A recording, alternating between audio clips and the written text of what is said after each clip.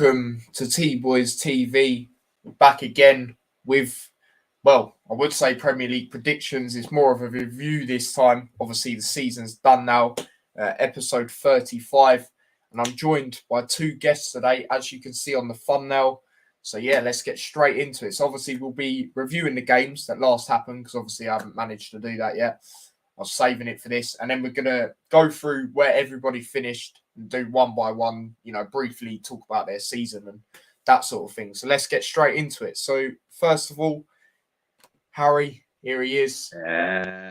He's been on the channel a few times. Obviously, Birmingham versus Luton vlog. Let's not talk about that. Do you know what I mean? From a Luton perspective, and then obviously, come on one of the Hatter shows before. But how are you, mate? I'm good, mate. Been tired, been a long week with work, everything, but I haven't been on a live stream in a long time, so it's gonna be fun. Yeah, no, absolutely, mate. Thank you for coming on. And then obviously our next person, our next guest, Hanno, who's obviously been on the channel a few times as well. How are you, mate? I'm good, thank you. And you? Yeah, I'm good, thanks, mate. I'm good, thanks. Similar to Harry, I'm a bit tired. I don't really know why, because I didn't work today. I got up fairly late, but I don't know. But we'll go through some comments before we start it off. Big up news flash. It says came here from Coach's Corner. Make sure you subscribe to his channel, and of course T-Boys TV and Brummie On Tour. Yep, make sure you subscribe to the other channels as well as mine if you haven't already. That'd be much appreciated. And big up Spencer. He says, hey T, Brummie and Hanno. Big up yourself, mate. Hope you're well. But yeah, let's get straight into it. So we're going to review the games that last happened. Obviously, game week 38, last games of the season. So yeah, let's get straight into it. And if I actually press the right one and not the wrong one, then it'd be even better. But yeah, first game, there you go. First game is a game I got 3 points from. I got it spot on. I knew it was going to end this way.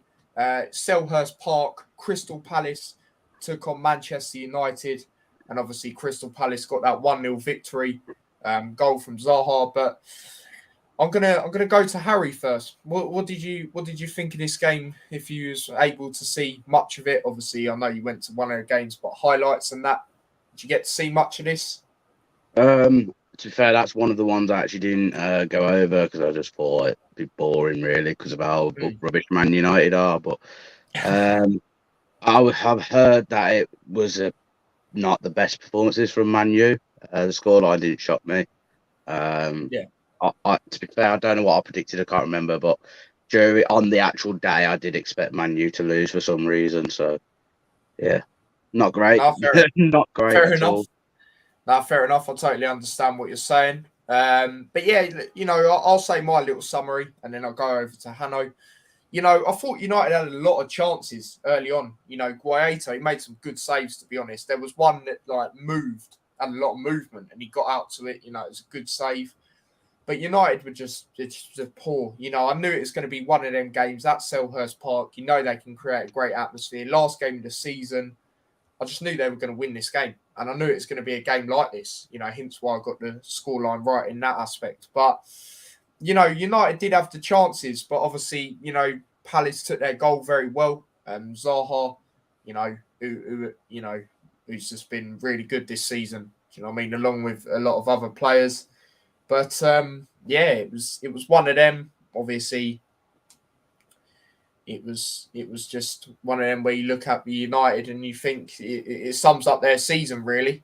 They had a lot of chances. They just couldn't score, But Hanno, mate, did you get to see much of this game at all, mate? I think I watched 2 minutes of this game, and that 2 minutes was where I saw United attack. But but what I heard and from about this game is basically United were the same old United, nothing else. And fair play to Crystal Palace for they kept a clean sheet, which I didn't expect them to do. I thought it was going to be a 1-1 draw, and that United just couldn't score, and it summarizes up this season. But I got to give credit to David. He kept them in that game. Only to keep it only 1-0 is great. Yeah, no, absolutely. But yeah, we'll move on from this game, but we'll go into some comments. Big up James, obviously Brentford fan. He says best Prem season ever, in my opinion. It's definitely up there, and I understand why you say that as well, because your team was in it, and they had a very good season. But obviously, we'll get into that later on. Spencer says, comments just disappeared again. It was a great season. Can't ask for anything more. Yeah, it was a very good season. Even though Liverpool didn't come on top and obviously win it in the end, it's still a very good season. Big up Ollie says, hi, everyone. Big up Max as well. Says, this game was dreading me. Yeah, it weren't a great game to watch, Fortunately for United, the Hammers bottled a 1-0 lead. Yeah, obviously, we'll get into that game later on. So, yeah. And then Harry getting asked the Birmingham question. Do you think we'll get new owners? Says Ollie. Not for a very long time. There you go. Just like that. There you go. But we'll move on to the next game, which was obviously, it was one of them games where you looked at and, Arsenal would have hoped that Spurs would have, done what they'd once done before and many times bottled it. But it just wasn't going to happen against Norwich. But obviously Arsenal, they got their job done. But obviously, it's the Newcastle game which ruined it for them. They could have really been in a good position and then going into this one. But they got a very, very high, emphatic win against the drunk Everton side. Obviously, just a game before that survived. And, fair play to them. I don't really like to say that, but you have to give them credit where credit is due. Very good comeback as well. But Arsenal. I'll tell you what, boys. Did any of you get to see highlights on this game? Just Arsenal played really well, didn't they? To be fair, battered them really. Yeah, no, absolutely. But the Arsenal kit they were wearing, that's actually a nice kit. When I first saw it, I weren't really too sure. When I looked at it, it's nice. I don't know. It just reminds me of like a retro type kit. But Is there something you wanted to say? Sorry, Hanno. On this game, I saw the first 2 goals for Arsenal and basically great goals from them and just poor defending from Everton. On that kit, what is the difference between that their kit and United's kit? Because I know United's kit also got the collar and the stuff on the collar. I'm not really too sure, mate. If I'm being honest, I haven't actually seen United's one. Yeah. But for me, it's like just a normal kit with a collar and some stuff on the collar. If it didn't have a collar, it was a normal shirt. Yeah, that's true. That's my opinion on that. Yeah. But yeah, there you go. So, like Hanno said, 2 well worked goals to start off for Arsenal. Martinelli and Nketiah with the goals. And then in added time of half time, Van der Beek got a goal. Pretty poor defending from an Arsenal perspective. The way he's got played across. He's got all the space and he's not going to miss that. But then going into the second half, Cedric. What a strike that was, by the way. What a goal by Cedric. Very good finish there. And then obviously Gabriel, he usually scores with his head. He just, took players on really well and, struck it very nicely into the net with his feet. And I mean, not his head this time. And then obviously Odegaard as well scored later on just to confirm it, really. And that was a very good finish as well from distance. And, Arsenal, very, very emphatic win. Like I said, Everton were on the beach, My score prediction for this, I only went with a 1-0 to Arsenal. I just thought, after that Newcastle game, they wouldn't be all over the place, in the way they'd, be well up for it. Obviously, I know they could have potentially have Tottenham dropped points, but still, I just thought that would play a part. And they'd get one of them famous 1-0 to the Arsenal wins. But, a very good victory for them. But obviously, in the end, it didn't mean anything for them Champions League hopes. Do you know what I mean? They bottled it, to be fair. Yeah, exactly. Like I said, ever since that Newcastle game, you know, they bottled it. And I look like a right mug because I said ever since New Year, they would get top 4. Do you know what I mean? So if Young, I know we'll come on to them later, but if Youngman's son weren't at Spurs, I don't think they would be in the top 4, to be honest. Spurs. Yeah. Yes, that's not a bad shout. We'll get into that in a bit, like you said. James says next season United will do one of 2 things: make the right signings and creep into the top 4, or make wrong overpriced signings and miss out on Europe. Yeah, that's very true. That is very true. They will do one of them 2, and it'll be interesting. Yeah, Spencer says Arsenal was hoping that the Spurs would spur it up, but I knew they wouldn't. Not against Norwich. Yeah, exactly. There you go, Harry. Another question for you by Ollie. Do you think we'll sign Lyle Taylor? No. There you go. Just like that. Yeah, I wasn't, to be honest, either. It was just maybe the scoreline. Harry, is our first friendly versus Burton Albion or Bristol Rovers? Your friendly's already come up. I don't know if Luke. Yeah. Burton on the 16th of July. Away. Fair enough. Up 4 points with 3 games to go and pissed it away. Literally. Big up Alex as well. He says, evening, lads. So there you go. But yeah, we'll move on to the next game, which, Hanno, mate, I'm going to just let you take the floor to start off with. Obviously, your team, Chelsea. You beat Watford, you know what I mean? Thank you for that very much. We love them sort of things there. But talk to me about how you felt the game went. Of course, we barely won. But yeah, we scored an early goal from Kai Havertz. Kennedy, that man has got takers for days. Kennedy? Yeah, Kennedy. Wow. Yeah. But he has got some skill. So yeah, Watford scored a late equalizer. It was a good goal.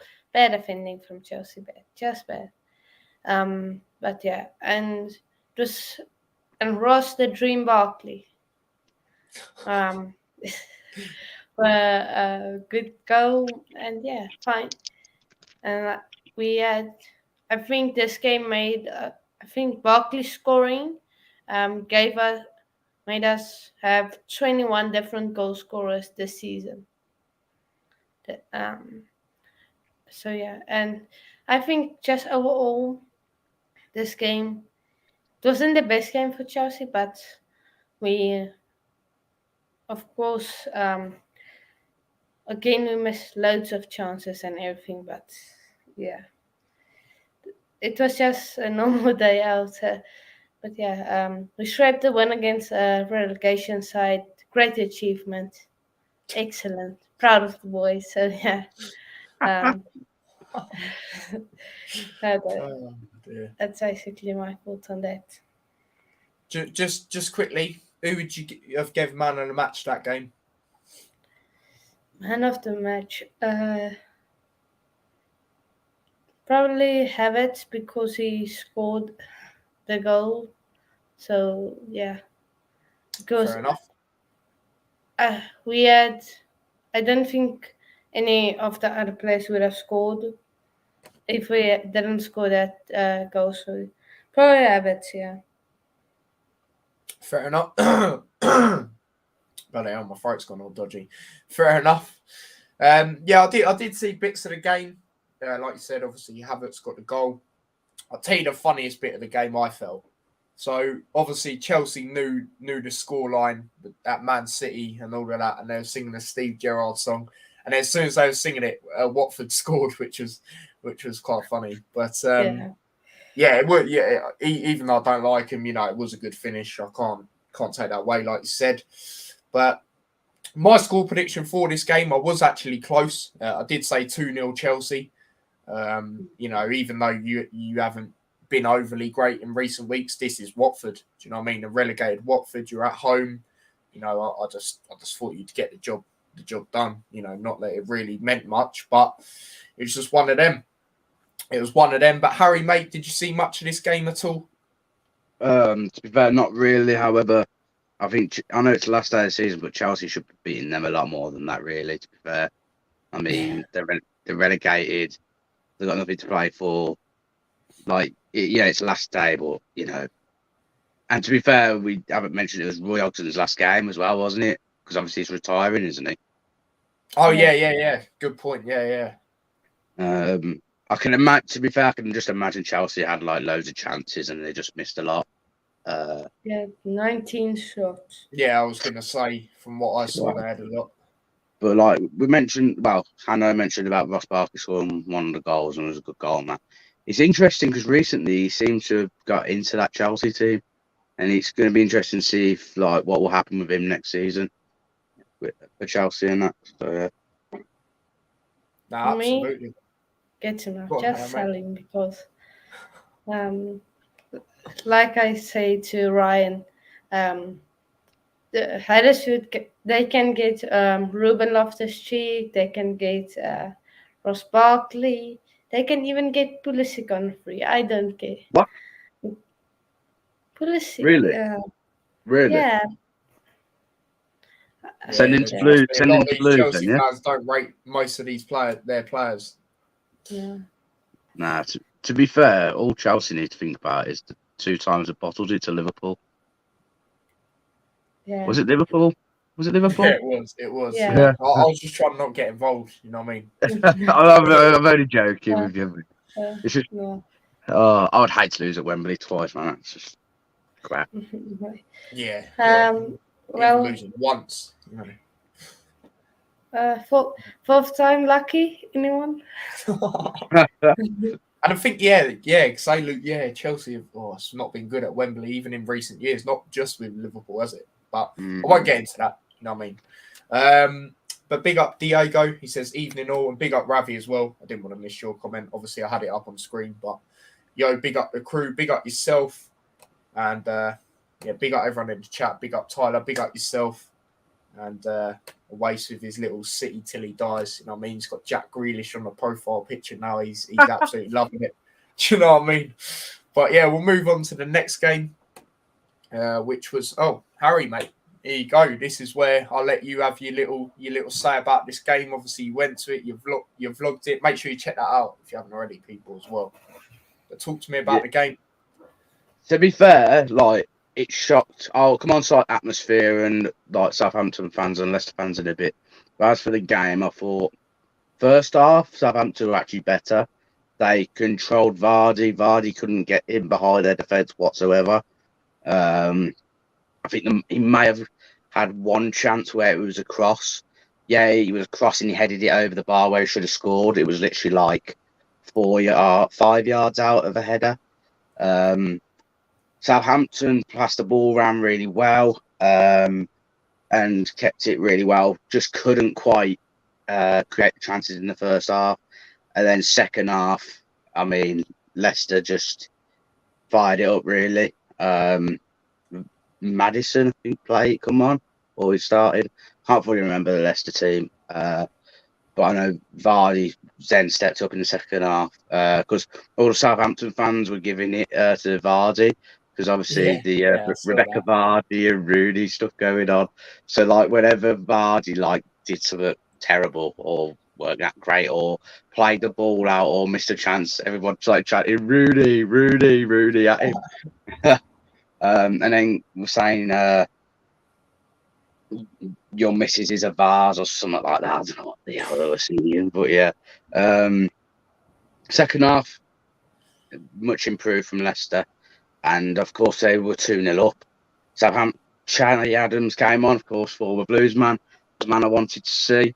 He come on because there was an injury. Although realistically, he probably would have started on any other given day. Probably just it was the last day of the season. But he come on around 60 minutes for the injured Adam Armstrong. Changed the game a bit. Southampton got a penalty, which Ward-Prowse slotted away. And then it was just fantastic. Jose Perez, the substitute for Leicester, who then changed the game again for them and swayed it in Leicester's hand. So yeah, they scored 2 goals after that. So yeah, 4-1. That was not deserved though. I think 2-1, 3-1 Leicester would have probably been deserved. So that's the game. As for the fans, Leicester were very quiet until like the Southampton fans started to rattle them. The Southampton away fans were absolutely class. I mean, to be fair, they all knew I was vlogging. Had no idiots. Literally, I was not expecting that. To be fair, because obviously, wherever you seem to go, anyway, you can get idiots here and there, and they were just all nice.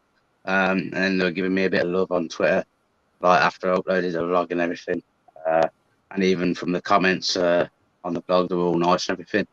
And yeah, they just said they appreciated that someone who wasn't a Southampton fan, who went to the away game, but can see that their away support is very, very good, and they appreciated that. They were class, and hence why the vlog's like 27 minutes long, because I just really enjoyed that. I never even expected to do a 27-minute vlog, but that's just how good the day actually was, and it was probably one of, if not my most favourite vlog I've done so far on the channel as well. No, fair enough. But yeah, no, I totally agree. From what I heard and saw from your vlog, the atmosphere from Southampton was brilliant. You know, even when they were losing quite heavily, you know, towards the end, it was still sounded really good, to be fair, even before the game. So yeah, I definitely hear what you're saying there. The main thing I'd like to talk about the game, obviously, I'm not going to go over it again, but is that second goal by Leicester. Oh yeah, that was brilliant. You know, that's Jamie, like the run by Barnes, and then the pass out to Vardy, and then that little turn by Vardy, then the finish. That was brilliant, and you got that on record as well, which was pretty. Yeah. The one thing that did happen, John Moss, the referee, had an absolute stinker of a second half. He was absolutely disgraceful, and I know he's a referee for the. I know this is about Premier League, but he's a referee for the Championship final on Saturday. And my God, how is he the referee for that? Honest to God. But literally, there was, I think it was for either the first or the third Leicester goal. I can't fully remember. But you know, when like there's an injury, Southampton had the ball in their half. I think it was a Leicester man on the floor, and the ball should have gone back to Southampton for play to resume. But Jonathan Moss said for it to be given to Kasper Schmeichel, and it was absolute rage because a minute later, go at the other end and score from that, and it went on for about 5 minutes arguing with the referee and everyone just went mental. But yeah, John Moss, honestly, to be fair, like, he costed Southampton probably the game from the second half, and obviously the second half, that's when all the goals happened.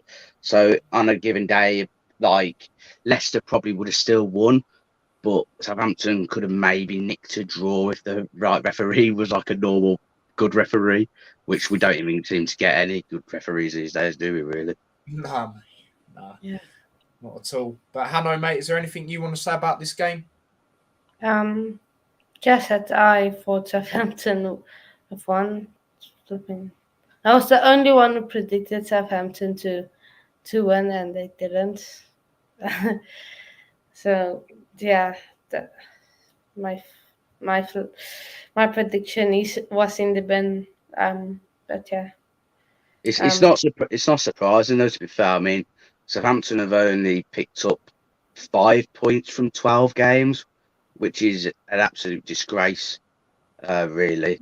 I think that's at 5 out of a possible 36, I think, available. Yeah, 35 out of 36. Yeah. And honest to God, I know Birmingham are absolute terrible. And their fans reminded me of Blues away days. What they were singing, like, we never win at home, we never win away. I thought, oh my God, yeah. This is like Blues all over again. I thought, oh no. Unless you're playing Luton, do you know what I mean? No, well, to be fair, mate, I would rather be in your position and lose the scorelines we beat you, to be honest. Yeah, true. Yeah, it was a good day. It was a good day, but even I predicted Southampton to lose, and I was being quite nice. So I think on my blog I predicted 2-0 Leicester or 2-1. I think I predicted 2-1. I was being fairly nice, to be honest, because considering obviously Southampton's poor form. Yeah. Fair enough. No, I just remembered actually my prediction for this game was very close. I said 3-1 Leicester. I had a feeling they were going to get goals galore. Southampton, they haven't been great compared to previous seasons. It was at the King Power, so I knew they'd end it on a high. But yeah, I remember looking at that and going, oh, no way, I was a goal off. I said 3-1 and it's 4-1. But yeah, very good win for Leicester. Good way to end the season. As for Southampton, it's just one of them, isn't it, really? But we'll move on to the next game, which was obviously one of the games at the bottom between, obviously, well, for Leeds anyway. Brentford, obviously, at home, they lost this one. Now, I said it'd be 2-1 to Brentford. I thought because they're at home, Leeds haven't been overly great. I know Leeds were obviously fighting for their lives, but I just thought Brentford would do it. I thought it'd be a tight affair, but it wasn't to be. Obviously, I'll say my thoughts on the game first. Obviously, the offside goal at the start by Guildhard. I can never say his name right. I think I said his name right. The Scouser for Leeds. He's been very good when he's, had the opportunity to come in this season. I remember he got a late goal. Sorry to bring it up, Hanno. He got a late goal against Chelsea, which sealed the draw, I believe. And he got a winner at home against someone as well, pretty late on. So when he's been given the opportunity, he's done very well. Narrowly offside in this. And then obviously, that was really it. Main chances from the first half. Going into the second half, obviously they got a penalty, very silly penalty by Raya to give away, in my opinion. And it was a foul on Rafinha, I think it was. And Rafinha took the penalty, took it very well. And that put Leeds in the lead. Obviously, their fans were absolutely loving it in the away end. And then obviously, towards the end of the game, well, not the game, sorry, towards the end of the second half, Hanno's got a goal. A very good goal it was, header into the side netting. I just don't understand why he done that celebration that early. Did any of you see the celebration by any chance? Yeah. Like, he took his shirt off. Like, if it was like the 90th minute, well, even then, it's a draw. It's not like he won the game. But I just didn't really understand that celebration, to be honest. And then obviously you're going to get a yellow card for it anyway. They probably knew the score line at Burnley. Potentially, yeah, potentially. But yeah, there you go. And then obviously that put him on the yellow, because if you do that now, you get a yellow card. And then obviously you got another yellow in the 80th minute, so literally 2 minutes later. That was a very stupid challenge to give away, in my opinion. And then obviously, dangling his leg out, and then he got sent off. And for me, that was probably the turning point and gave Leeds, more of the edge and the desire to go forward and try and create something. And in the 90th plus 4th minute, Harrison gets a goal. That took a slight deflection, but, I still think it was a good strike. Took a slight deflection off in Bueno. And then obviously in the end, that is what kept Leeds up. A lot of people not happy about that. Me, I don't really care about Leeds because I know at the end of the day, that's an easy 6 points for Liverpool. Do you know what I mean? But, it was one of them. It's one of them where they stayed up. And that's what final day can be about. It can be about limbs like that. And it was absolute limbs in that away end. But I'm going to get in some comments before I let you lot have your say on it. Alex says, all Liverpool on Saturday because of Sophie Watson. Oh, my days. That's brilliant. Big up Wolf. He says, soon. Spencer says, that one surprised me. I thought with the form Leeds was in and Brentford at home, I didn't think Leeds had any hope. Yeah, I was the same, to be honest. I know I said a close game, but I just thought Brentford at home. I look at what they've done at home as well. Draw to Liverpool, beat Arsenal, draw to Tottenham, narrowly lose to Chelsea, when for me they should have at least got a point out of that. Man City narrowly lost to, like stuff like that.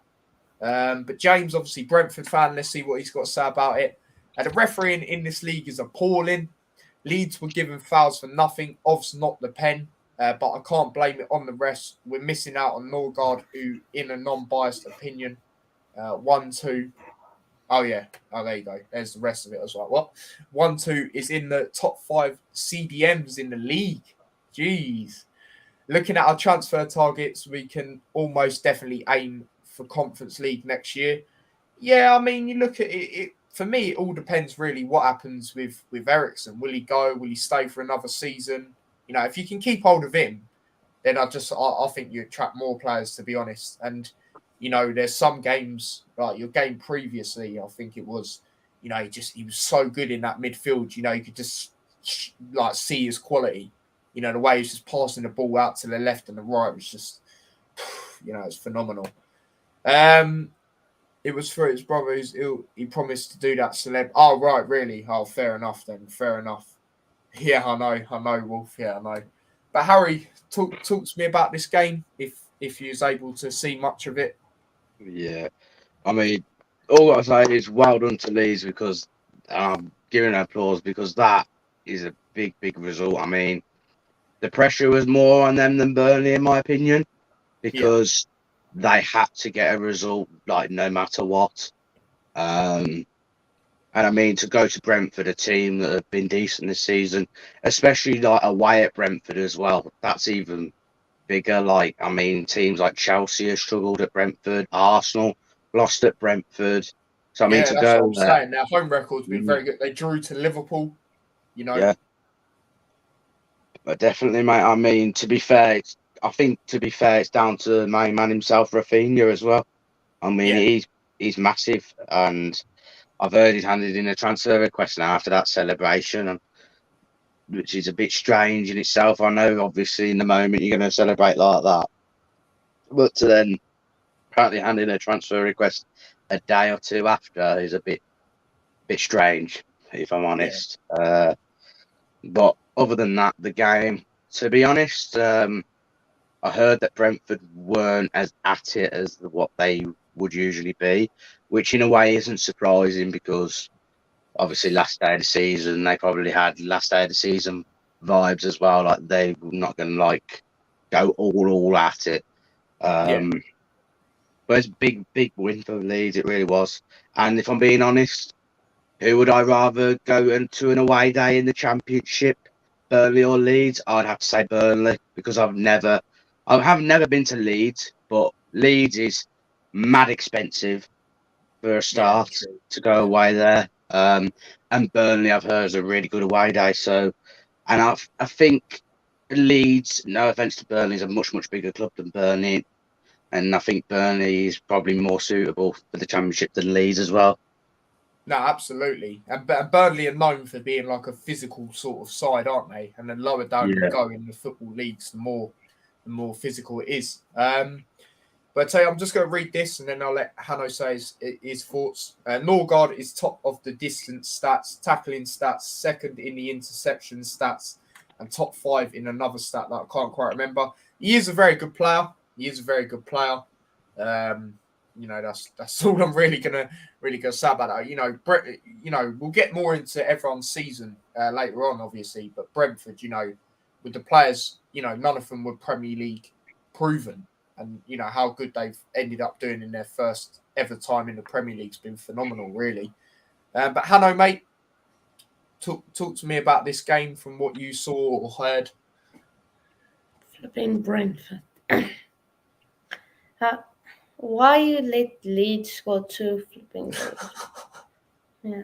My prediction was spot on. I predicted 1-0 throwing that way, and then they decide, oh, well, Spurs are not going to be Spursy. Yeah, we'll be Spursy. Come on. Give them 2 goals. And now Burnley are down, which, of course, I am very sad about. Because I really, I like Burnley, so. But yeah, this game, Brentford were and it and I think the fans of Brentford thought it was the last game of the season, first season in the Prem. Hopefully, these players are going to make it a good game to end off and see out the season. But yeah, the players decided no, we will take it. We will score 1, but not put all the effort in. But yeah, and I got to give credit to Thomas Frank. He's a good coach, and he's doing great work at Brentford. And Leeds United, congratulations for staying up. But please give us Rafinha. I ask you nicely, please give us Rafinha. Yeah. He'd be class for Brentford, he would. Yeah. He would be class for any team. Yeah, I was going to say, yeah. Imagine Rafinha and Eriksen in the same team. Oh, boy. But yeah, there you go. Moving on to the next game, which is obviously one of the teams that got relegated in the end, Burnley. And, you know, all I'm going to say before I go on to the game is I'm proven to be right, you know, with a lot of people about the Sean Dyche thing. I thought it was the wrong decision. You know, when he first got sacked, you know, they started, you know, having some good wins on the run. I remember watching their game. I think it was against Southampton at home. I think they won 2-0. And Burnley, you know, in that first half, the way they were playing was phenomenal, you know, passing the ball around and stuff like that. They had a few other good games after, like drawing to West Ham away, which we know has been difficult for certain teams this year to get a win there. But yeah, you know, and then they just had a bit of a downfall after that. And then obviously, you know, this game is the game that confirmed them down for the first time in a while. Obviously, defeat to Newcastle. I'll say my thoughts again. Start off, obviously, Callum Wilson, you know, with the penalty in the first half. For me, that is a penalty. You know, it's not really in a debate either. Callum Wilson, did you see the celebrations he done, by the way, on that goal? Yeah, I think I did. Yeah, proper, you know, at the Burnley fans giving them crap and that it was mad. But yeah, obviously he took his penalty well. Excuse me. And then going into the second half, obviously, you know, he got another goal. You know, very, very good goal that was as well. And yeah, it was good. It was good for Newcastle as well because they got the likes of, you know, Trippier was back in this game. St. Maximin was running riot yet again, like he has for most games this season. And obviously he got the assist on the second goal. And then obviously Cornet got a goal. You know, that was pretty poor defending, I thought, by Newcastle. And then that gave Burnley a bit of hope. You know, they had a few chances right at the end. A very vital block by Newcastle. But it was just one of them. At the same time, you could say it could have been higher for Newcastle. You know, Pope had to make some really good saves. But, yeah, unfortunately for Burnley in the end, they got relegated. But, yeah, talk to me, Harry, about your thoughts on this game. Well, to be fair, I mean, all week leading up to it, I thought Burnley were going to get a result. But then for some reason on the day, I just thought, I don't even remember what I predicted. I probably even predicted a Newcastle win, to be honest, or something. But on the day, I did expect Newcastle to just edge it. And of course, that happened. Yeah, I mean, Newcastle weren't too bad, were they? Pretty decent. Burnley tried to create chances, but didn't really work out, did it really? I mean, it's just mad to think that a few points, more points, and they would have been okay, and they would have survived. And you think back to the games like Man United where they could have won. It's just frustrating if you're a Burnley fan. I mean, it must be heartbreaking. But yeah, there's not much to say really, other than obviously it was a long time coming. I think that they went down. I mean, Sean Dyche done his very best season upon season to keep them up, which he did, but it got caught up with them. And I think a lot of probably fans, just in general, probably knew that was going to happen at some point. Yeah, no, fair enough. I absolutely hear what you're saying. Do you think? Well, I can't remember what you. I think you said your opinion on it, but did you think the sacking was right at the time? You see, I think it would have been right I mean, did they put Ben Mee in charge? Yeah, alongside this Michael Jackson guy, I think, or something like that.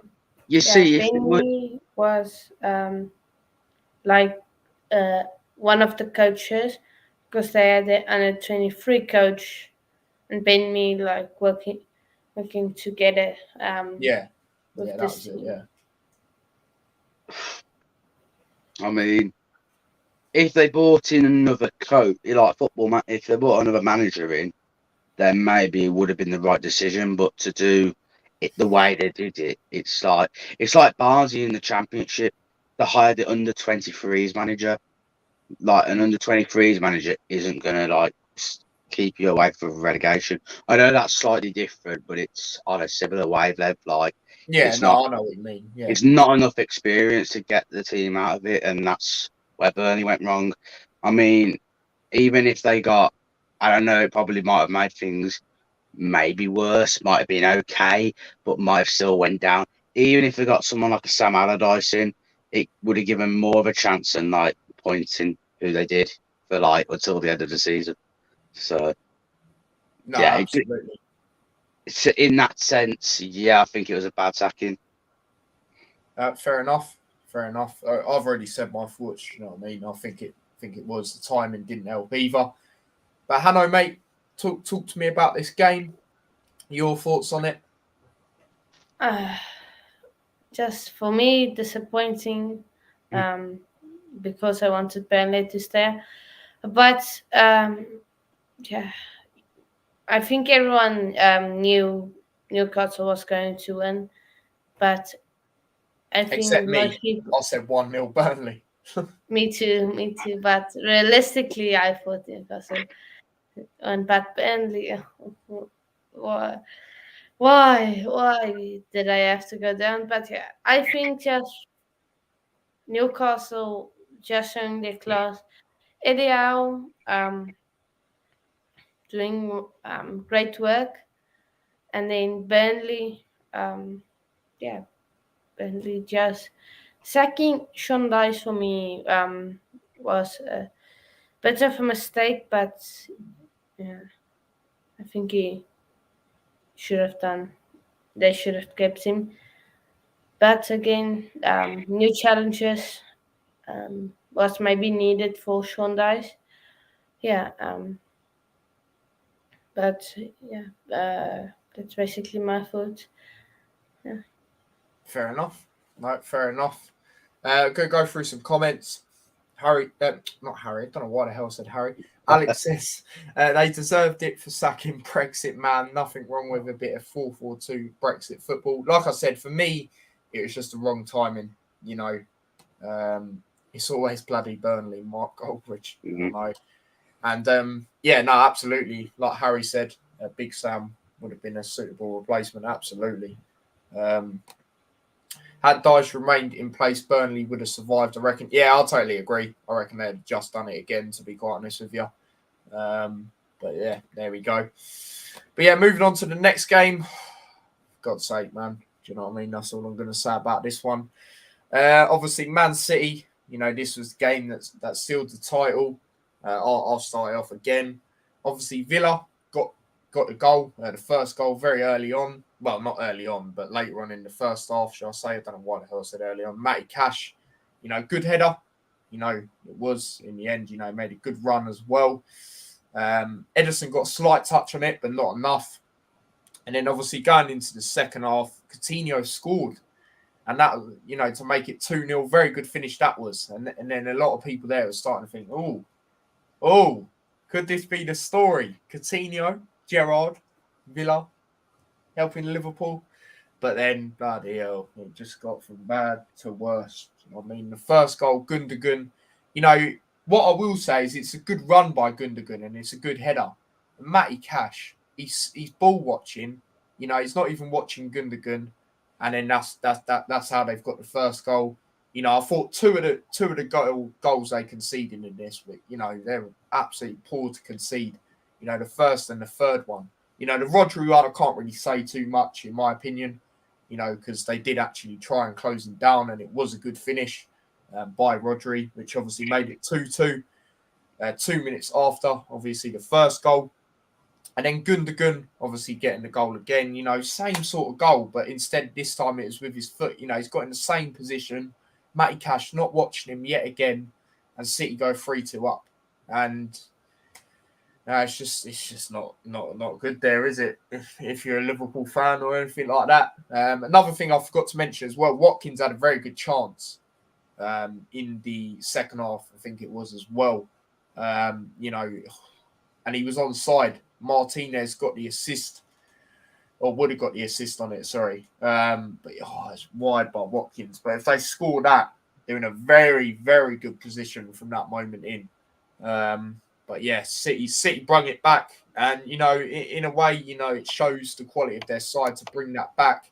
But, you know, I think Villa could have done a lot better, you know, especially Matty Cash with that defending on their 2 goals. You know, they're easy goals to get in the end. You know, the third and the first one. So that's what I will say about that. But, yeah, congratulations to City, you know, for winning the league. Do you know what I mean? But yeah, Harry, talk to me about this game. Am I allowed to swear, Tyler? Yeah. Aston Villa, you're officially dog shit. Absolute disgrace. See, I'm not just saying this because I'm a Blues fan. I am being genuinely serious. Like, to concede 3 goals in 5 minutes is an absolute joke. Like, ending 2-2 would have been fair enough, but to lose 3-2 from 2-0 up, I don't even care that it's Manchester City. Like, you know, you've got good enough players in that Villa team to be able to at least see out a draw, and that's from being 2-0 up as well. Yeah. I mean, obviously, I was sort of, obviously, I weren't at the Etihad or at Anfield, but I was sort of in the last day of the season drama because it was all going around the King Power at Leicester. And when it was 2-0 to Villa, I thought, no, that's it. Liverpool will end up winning at Wolves and against Wolves. No, win the league. And when it went to 2-2, I just looked at the person I was standing next to, he told me. I just looked at him and said, are you actually joking? I was like, City are going to score a third now. I bet you any money. And then they did. It's just awful. I mean, like you said, Tyler, the Rodri goal, fair enough. But that third goal, especially defending, was shambolic. And I'm being generally serious. I reckon any championship team that this season wouldn't have conceded 3 goals in 5 minutes to Manchester City. But that's obviously my opinion. But I'm just being like, I just can't believe it. The only good thing for me was there's quite a few kids at school where I work at that support Villa, so I could just roast them all the next day. But how on earth Villa lost that is beyond me. Like I say, 2-2, I would have understood that, but not 3-2. Come on, man. But it was a great comeback from Man City. Like I say, I thought the league was dead and buried. I thought Liverpool would it. I thought it could quadruple beyond, but City turned it around. And I mean, last man that was having the laugh at the Etihad was Jack Grealish, to say the least, because at 2-0 down, Villa fans were chanting about him, saying, you left, I think it was something like, you left and you sent your soul to us, or we've got your soul, or something like that, something stupid.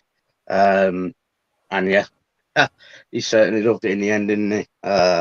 Yeah, absolutely, mate. So yeah, I think just disgraceful. Yeah, it was shocking the way they conceded that first and third goal. You know, I'm generally not just saying it because I'm a Blues fan. I would say it about any team on that last day of the season. I mean that's just disgraceful. I mean, if it was even split, if the 3 goals were split over the period of that time, it wouldn't have been that bad. I mean, it still would have been bad, but it would have been nowhere near as bad as what it was to concede 3 and 5. Yeah, no, absolutely. Like you say as well, especially being 2-0 up. It's absolutely poor. But Hanno, mate, talk to me about this game. Bottle job. No. Spur Villa. Training. Yeah. How do you bottle 2-0 down? 2-0 up. 2-0. You bottle it. And there was another Oli Watkins chance. He was through on goal, and then Fernandinho pulled him back, and I thought that was a free kick, and it wasn't. That was another chance, but yeah, Villa showing the mentality of the manager. I know he's going to say something like this. Slipping away. Yeah. It was so funny, honestly, because I was coming back from the game at Leicester v Southampton. I was on the train home, and someone literally, I was at the Leeds train station. I forgot off after the first train from Leicester to the Leeds, but I was waiting for my second train to come, and there was this Liverpool fan who had a Gerrard shirt on with Gerrard on the back of it. No way. Yeah, honestly, and me and the Leicester YouTuber I was with during the day, we literally saw him, and we started singing the song, and he went inside into the seating area because he could hear us singing it. It was so funny. And then he put his jumper on afterwards. Not in a mean way, just in like a banter way. We did it. Yeah. It's just. You'd think Steven Gerrard. Yes, he hasn't. He's been at Rangers. He's done it there. You'd think he'd know how to see out that game from being 2-0 up. So I mean, I don't think he's good enough for Villa personally.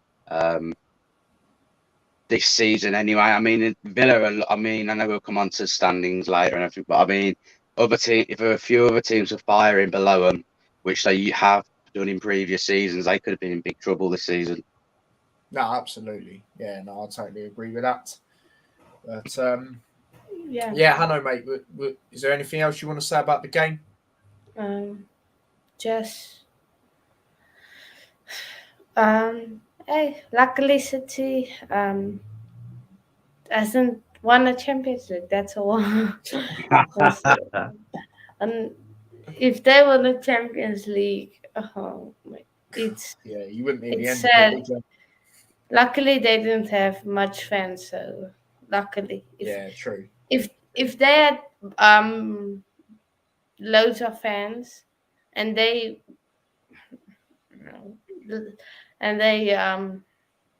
did this, and they win the Champions League and the Premier League. No, I can't handle it. Don't even get me started, mate. If that was the case, do you know what I mean? Don't even. The empty head. But yeah, I'm going to go through some comments. There's another thing I wanted to talk about that happened after the game. I want to touch on it briefly. I think you know what I'm on about. Unfortunately, I don't really want to talk about it, but you know, I'm going to get into it. Diego says game of two halves. Yeah, Villa first half, Man City second half. Absolutely. I knew them bastards were going to win. Oh, no. I know. I was thinking the same. Obviously, I was on the watch along. But yeah, I was thinking the same when I got the first one.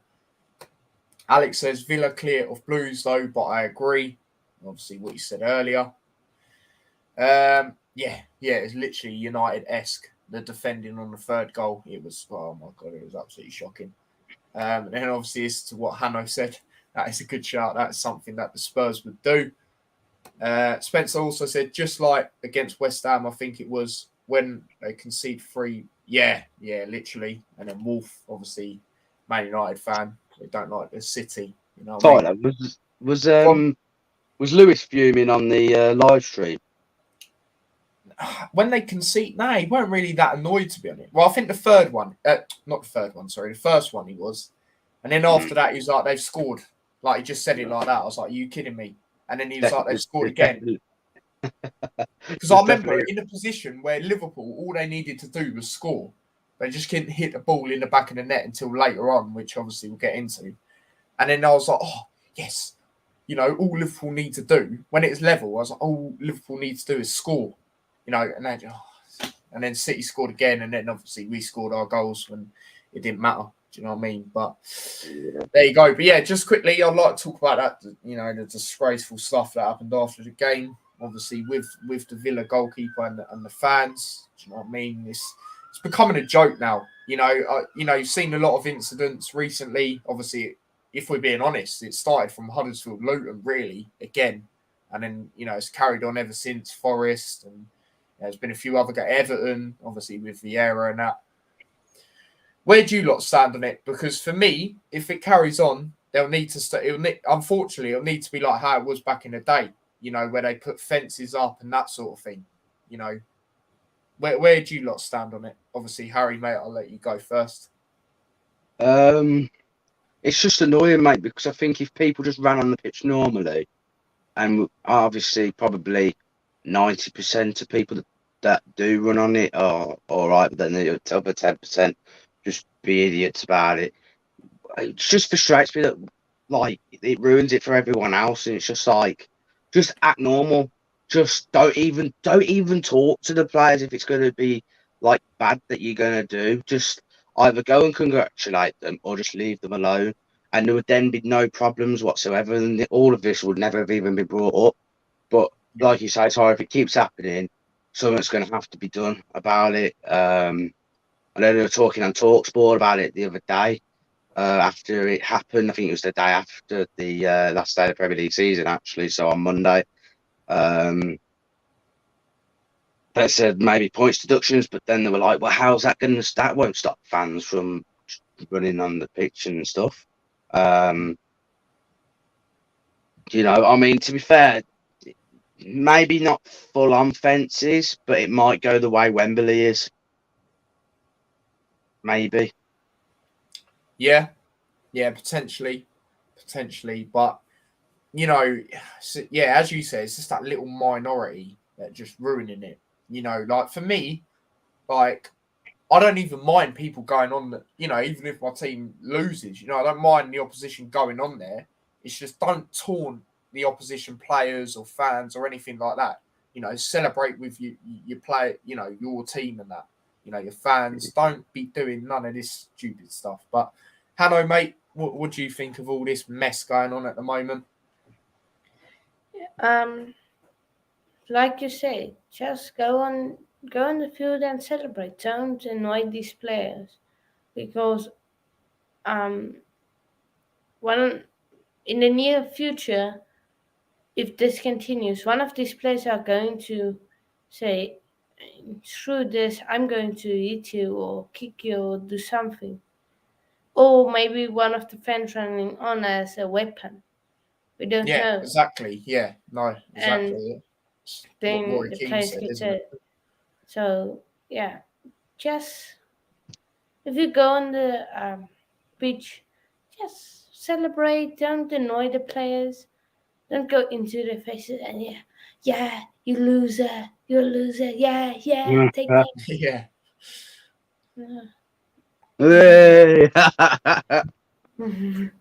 Like it was just, like when I saw it the other day, when I went to the Luton game, like, most of it, like I said, it was a minority. Most of it was like, people my age, around about that sort of age. And, it's just disgusting, some of the things. Like Mick Harford, he's had cancer. I mean? You're getting up in his face and just disgusting things like that, slapping James Bree round the back of the head and just stupidness like that. Like, and, when you said it about, players will eventually get annoyed, Hanno, look at Vieira, for example. I know he's a manager, but look what he done, and he was in the right. And another thing, did they not watch Vieira back in the day? Like him and Roy Keane were the ones you didn't want to mess with. It's just stupid. So it's similar to Jordan Clark for Luton. Obviously they didn't take the person out like that. I think he just pushed them or something. But they were doing the same thing. Getting all up in his face. Clearly went all your shit or something like that. Do you know what I mean? Like just stop. Like what you doing? Just celebrate, but don't taunt opposition. It's just becoming a joke now. But yeah, unfortunately, I wanted to talk about that. But, I've got a suggestion, to be fair, Tyler. What's that, sorry? I've got a suggestion for it. It might be crazy and it might be a lot of money to do. Go on. But I mean, if you know there's going to be pitch invasions after a game, then I mean, you just get a steward full of a pitch, full of stewards. I know that sounds crazy and could be a lot of money, but that might be literally the only way to do it is put a whole host of police and stewards on the pitch so no one can get on them. Yeah. I'll probably agree with that more than, you know, 'cause you see a lot of them, like, that's another thing I forgot to mention, like, a lot of them just standing there, not really doing much. You know, who was it? Did you see the ones where they all had their arms out like that and people were just getting past them? Like, what was all that about? I see people memeing it as Man United's defence. Literally. You know what I mean? It's absolutely shocking. Like, even Huddersfield Luton, like, because I see this firsthand, this is why I keep mentioning this one. You know, they were just doing nothing in the corner. The police as well, just doing nothing. You know, just, it's an absolute joke. But, yeah, there you go. That's all we're really going to say about that. It did. Obviously, Spencer was on the watch along. It did seem like that. Obviously, a lot of us had that feeling, knowing what Man City are capable of. Glory, Man Europa. Oh, dear. Do y'all think Jack Grealish contributed much to Man City this season? Now, my thoughts on it, obviously, I know he hasn't lived up to the expectation of 100 million yet. You know, towards the start, you know, most of the season, no. I would say coming on to the later stages, ever since, I'd probably say Real Madrid's second leg. You know, I thought he was very unlucky not scoring that in that game, to be honest. I'd say ever since then he has.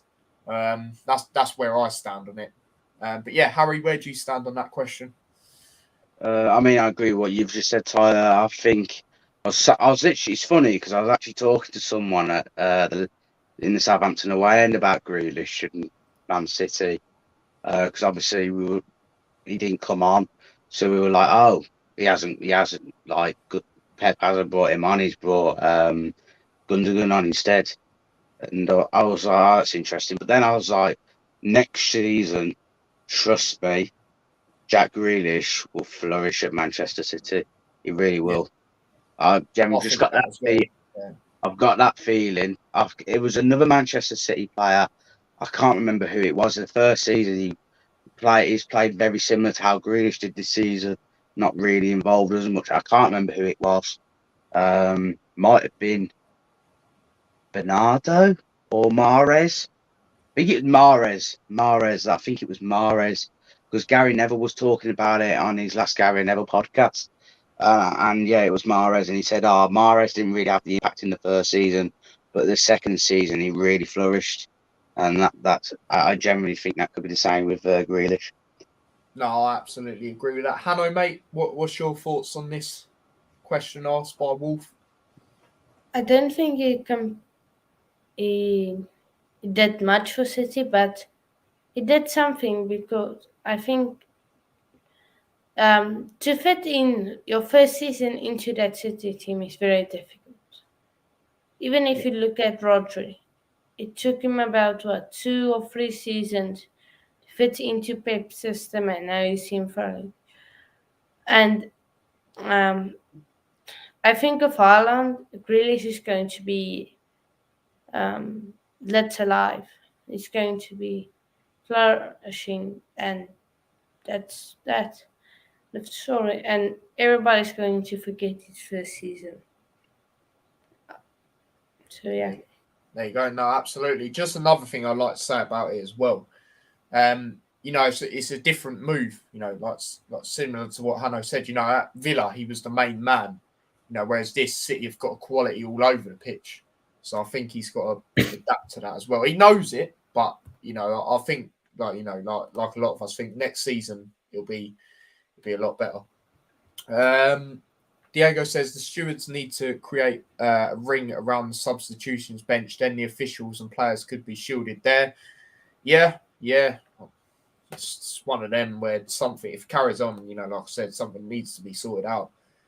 Some football fans are just so stupid, immature, and stuck in high school. Jesus Christ. Well, like I said, a lot of the Huddersfield fans that were doing it are literally still in school. Do you know what I mean? Even if that's secondary, primary. And I said it way before that. You know, I said their fans are the worst, for the younger generation. They're the worst ones I've seen, in England. We've had just some of the stuff that, they're doing that. It's like, who teaches them? Do you know what I mean? Like, are their parents doing anything or what? Do you know what I mean? The average steward are on minimal wages. The crazy fans outnumber the stewards by a lot. There's nothing stewards can do. I can see some football commentators being hard on them, ridiculous. What I will say just quickly about this one is obviously bringing it back to the Luton one. They were literally just standing there. I'm not saying, they should be blocking off every single person because that's just impossible. But at least do something, especially when their fans are sitting there throwing a coin at an 85-year-old. Do you know what I mean? How are you just letting that happen? All right, stuff like that. So that's what I'll say about that. Diego says it'll be interesting to see how Grealish and Haaland link up next season. Yeah, it will be. It will be interesting. But we'll move on to the next game. Rampant win for Tottenham. Oh, yeah, my prediction for Man City, I said 2-1. What other games were there? I said 1-0 Burnley. I said that, didn't I? Yeah, this game I said 3-0 Tottenham, I think. I just knew it'd be a win. Norwich already down. Tottenham, if they win this, they confirm Champions League football. They've been on great form. Kulusevski, Kane, Son. So I always knew it was going to happen. Not in this style, though, but I weren't surprised if it did happen in this style. But yeah, I'll talk about this one again first. Obviously, Tottenham. Kulusevski. Obviously, Bentancur as well. Another good player that's been on very good form. Kulusevski, I'd say, other than Diaz, he's probably been one of the best signings of the season in the Premier League. He's been phenomenal. Obviously, Bentancur played it over to him. Finished it very well. And then obviously Kane got a goal. Very good diving header that was as well. We know he's got that ability, that killer instinct, which obviously put him 2-0 up in the first half. Going into the second half, Kulusevski got another goal. What a goal that was, by the way. Did you see that goal? Any of you? No. Brilliant shot into the top left corner. You got to check that one out. Oh, that was nasty. That was nasty. Obviously, Kane got the assist. And then Son got a goal, which, is a decent finish. And then he got another goal, which obviously put him level with Salah on Golden Boot to end the season. And, what a goal that was by Son, that second goal he scored as well. Very good finish that was from distance. But just a rampant display by Tottenham. Norwich, it's just one of them sides that when it was coming on to the later stages of the season, I just couldn't be asked to watch them. I mean? It's just like, no disrespect, but just go down already. I'm starting to get frustrated with them because they're just doing the same thing.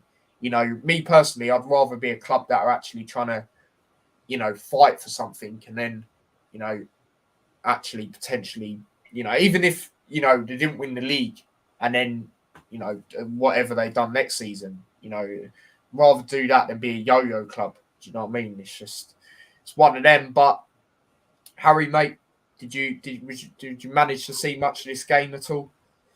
I don't think to be honest, mate, I can't even remember if I did or I didn't watch the highlights, but I do know that obviously I did hear that Tottenham just ran riot there, really. It doesn't surprise me. To be honest, I don't know why on the day I thought Tottenham may slip up and get a draw, but then at the same time I thought Norwich are down and they're not going to be asked. So, which was obviously the case. I mean, you know what? Heung-min Son, get yourself to Liverpool, my friend, because him up top with Salah, Mane and Diaz, mate, he would be at that front three, or them four players would be absolutely deadly. Honestly, I generally think he suits Liverpool's system, the way Liverpool play. And he deserves to be, obviously, let's be real, Tottenham are way off Man City and Liverpool standard. And to be honest, I think I mentioned it a bit earlier, without Heung-min Son, I don't think Tottenham would be in the top four. Even if they had just Harry Kane and they didn't have Son, I don't think they'd be in the top four. And I actually think Heung-min Son has got more potential than Harry Kane. And I know that might be a big statement, but he seems to just do it season upon season upon season. Son does. It's just a case of whether I think they will keep him Spurs, obviously this summer probably because the fact they're in the Champions League. But after next season, if they've not improved or they've not kicked on, I think it could be the season then when he goes. But it's great. It's a really good result. Good result for Tottenham. Secured Champions League football. Obviously it's not this game, but they beat Arsenal, didn't they? Did they beat Arsenal, Tyler? Yeah, they did. Yeah, they did. Battered them, didn't they? 3-0. Yeah. Yeah, I mean that was probably the game that slightly turned Arsenal's top four chances on its head and made them a bit nervous. Yeah, all in all, good season for Tottenham, and Antonio Conte's done a good job for Spurs. To be fair to him, he has. Job, yeah. With the resources he's got, and if, like I say, they can be backed, it would be very interesting where they could be. And I think if they are back, they would be miles above Chelsea in the league, and that's no disrespect, Hanno. I'm just being completely honest. I think they would be that third team who could, if they get the right signings. I don't think next season. However, next season I think they can kick on, but the season after that they could really even push even further. But they've got to get it right. They've got to get it right, Spurs. No, absolutely. Just quickly on the Son thing before I go to Hanno, because I know he's got to go in a few minutes. I think he did actually sign a massive contract, which obviously I know that doesn't always mean anything. I'm just saying if he does move on, especially to like Liverpool, one, it'd have to be big money, obviously, because he's a quality player and the contract thing.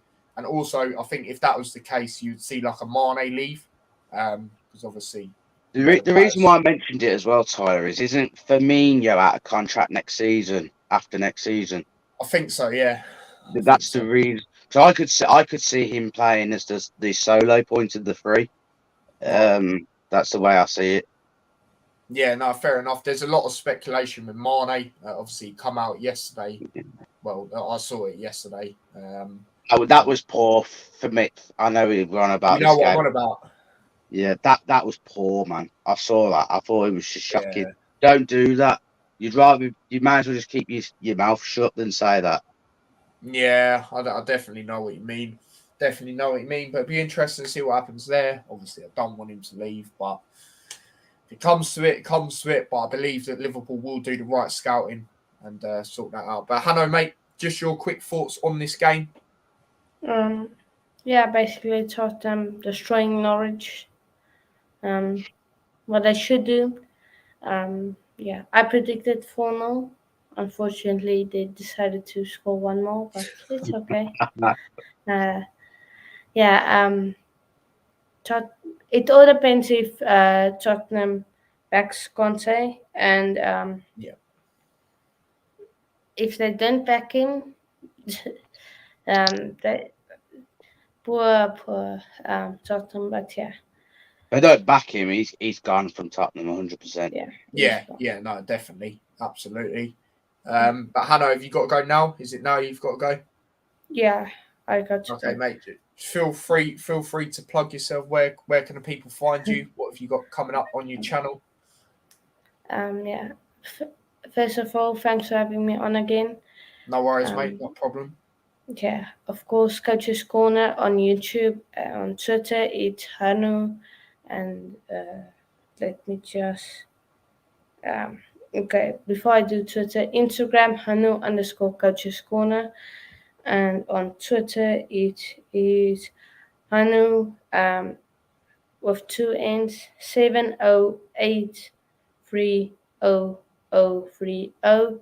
That's my Twitter, and tomorrow at 12:30 a.m. or p.m., however you see it, UK time, I'm doing PM. So I remember you told me it'd be PM. Yeah, it's morning time there around. I'm doing a stream with Ryan Matza and Alex Harding, preview for the championship final game, and then of course 3 p.m. with the man himself, Tyler, and show also both Liverpool fans, having them on my channel for the Champions League preview. So yeah, that's road to 100 subscribers is on. Yeah, make sure you subscribe to Tyler, to Brummie On Tour, to my channel, of course. Yeah, see you all later in the near future. There you go. There you go. But yeah, that's why I bring him on. That is why I bring him on. I found him from Man Knows Football. Shout out Goonie. That's how I found him. And yeah, he asked me if I could do a Premier League thing for his channel. Obviously, another new channel that I help out. And I said, yeah, I help him out. And that's why I bring him on, because, he's well spoken, absolutely mature. And yeah, exactly. So that is why I bring him on. But yeah, it's just me and Harry now. But yeah, what was we saying? Oh yeah, it was just Hanno's thoughts, wasn't it? Yeah. I'll go through some comments quickly. It'll be interesting to see how Ten Hag and Maguire link up next season. I think Man U would do good next season. It'll be interesting. It will be interesting. Tottenham ran it with their Arsenal. Oh my days. Spurs ran it up like Norwich and Arsenal. Cheers, Hanno. Yep, big up Hanno. But yeah, that's really what we got to say about that game. And then the final game, I already know it's a Liverpool game. Oh wait, no, sorry, no, it's not. I forgot about bloody West Ham Brighton. Do you know what I mean? Now this game, I said 3-1 West Ham, and it was 3-1 the other way. I just thought West Ham, with the chance of Man United potentially slipping up, which they did. If West Ham won their game, they could have been back in the Europa League next season. But I can't lie, they done a bit of one of their rivals, what they tend to do, and bottle it. Do you know what I mean? Even though that other team are doing well at the moment, like we said. But anyway, 3-1 to Brighton. For going into the first half, very good goal by Antonio. Very good strike that was, by the way. And again, doing some weird dance celebration. He loves to do that. Declan Rice was laughing his head off. But it was a brilliant strike, Obviously, West Ham had the lead. Going into the second half, Gross with the goal, with the equaliser. Veltman, sorry, with the goal first, and then Gross, and then Welbeck getting the goal to make it 3-1. But West Ham, they just looked like they capitulated at the back. And the first goal, Fabianski could have done a lot better. Now, as much as there's been games where he's been quality, like Man City, there's also been games where he's been Flappy Bird. Do you know what I mean? And it's just it's not been great in that aspect. But yeah, he should have done a lot better there. Gross with a good goal, and then obviously Welbeck, who's been on good form, coming on to the end of the season for Brighton, got the goal that basically confirmed it. But yeah, Harry, did you see much of this game at all, mate? Well, I saw the highlights, it's just obviously been a week or so on from it. But to be honest, mate, it didn't surprise me. Brighton won, to be honest. They're on good form. West Ham, of course, lost that Europa League semi-final. Yeah. From there, it's gone, obviously not right downhill, because to finish 7th with the teams above them is pretty decent. But overall, when you think about it, they've sort of bottled it. Just things here and there in the last couple of weeks or so. Like, yeah, I don't know if bottled it's a fair comment. I don't know. I think maybe not bottled it. I think they'll be very disappointed with themselves, is probably the wording. Yeah, I think that probably semi-final loss obviously could have impacted them. Obviously, that last game of the season, big game. Obviously, Man United lost, which, to be honest, probably a lot of people probably thought they might lose Man U. So there's a good chance for West Ham, but when you look at the points between Brighton, Leicester, and West Ham, it's not much at all, really. So yeah, good win for Brighton, really. It'd be interesting to see what Brighton can do next season. I'm very intrigued to see if they can continue this form or not. It'd be interesting if a team snaps up Graham Potter next season or not, if he continues his good managerial performances as well. No, absolutely. And just quickly, congratulations to Brighton, actually, because that's their highest finish ever, I believe, in top flight, Yeah. which is obviously 9th. So fair play to them. Graham Potter, like you said, there is a very good manager. And yeah, if they didn't get so many draws, which obviously we'll get into in a bit, like they could have actually been like in the top 4, something like that. It's crazy. Wow. I think it was like 7 draws or something like that. So that's what we'll say. But did you want to say something there? Sorry, mate. Oh no, I just said yeah. I agree with you, mate. Oh, right, fair enough. But yeah, moving on to the last game, which is the Liverpool one. I know for definite it is now.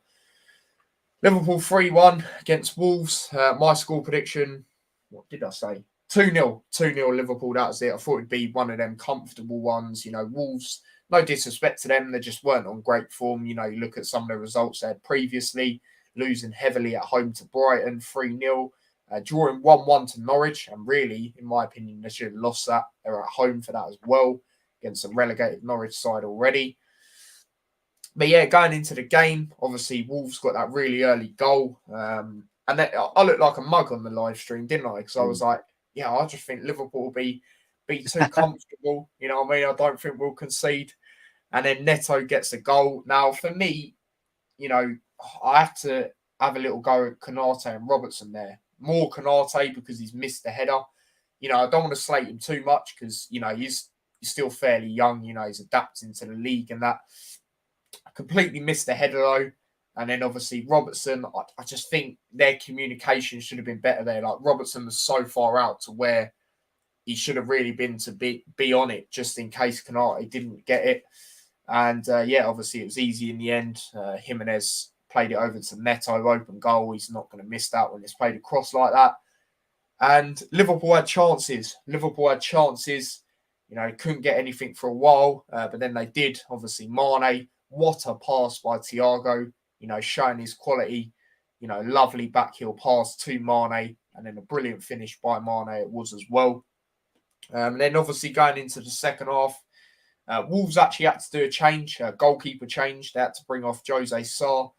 Obviously, he had that little bit of a worry in the first half. They had to bring on Ruddy. And from that moment in, like I know Ruddy's experience, but he's getting on a bit. I had that feeling, Liverpool would then capitalise on it. Obviously, they got the offside goal. Mane, obviously, you lot saw on the stream. Well, people have clipped it up, which I knew was going to happen. Lewis was like, someone clip it. I knew someone was going to. Obviously, I was going absolutely mental because that was, at the time, I think we was actually top of the league then from that. But obviously, it got disallowed. He was offside. And then obviously later on, it took Liverpool a while, but they did it in the end. Salah with the goal. I thought Matip's originally crossed the line, but it didn't. So Salah just, got onto it and made sure it did. And then obviously Robertson got a goal. He started to get a few goals coming on to later stages of the season, especially towards the Kop end. He done it again. And in the end, Liverpool got the job done. They've done all they could. But obviously the City game is what happened, what I mean, with the criminal defending by Aston Villa in that second half. But, done what they could. And, we'll get more into Liverpool's season. But, yeah, that's all I'm really going to say about that for now. But, Harry, got much to say about this game? I mean, I heard Wolves did cause a couple of problems in the first half. I mean, to be fair, it's a shame what you say about Konate because I think he's been pretty decent this season.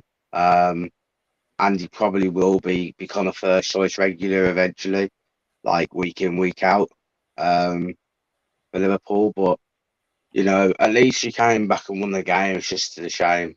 Obviously, I'm not really keen on Scousers, but obviously I like you and stuff. So obviously, for that sense, I wanted you to win the league, but obviously for you.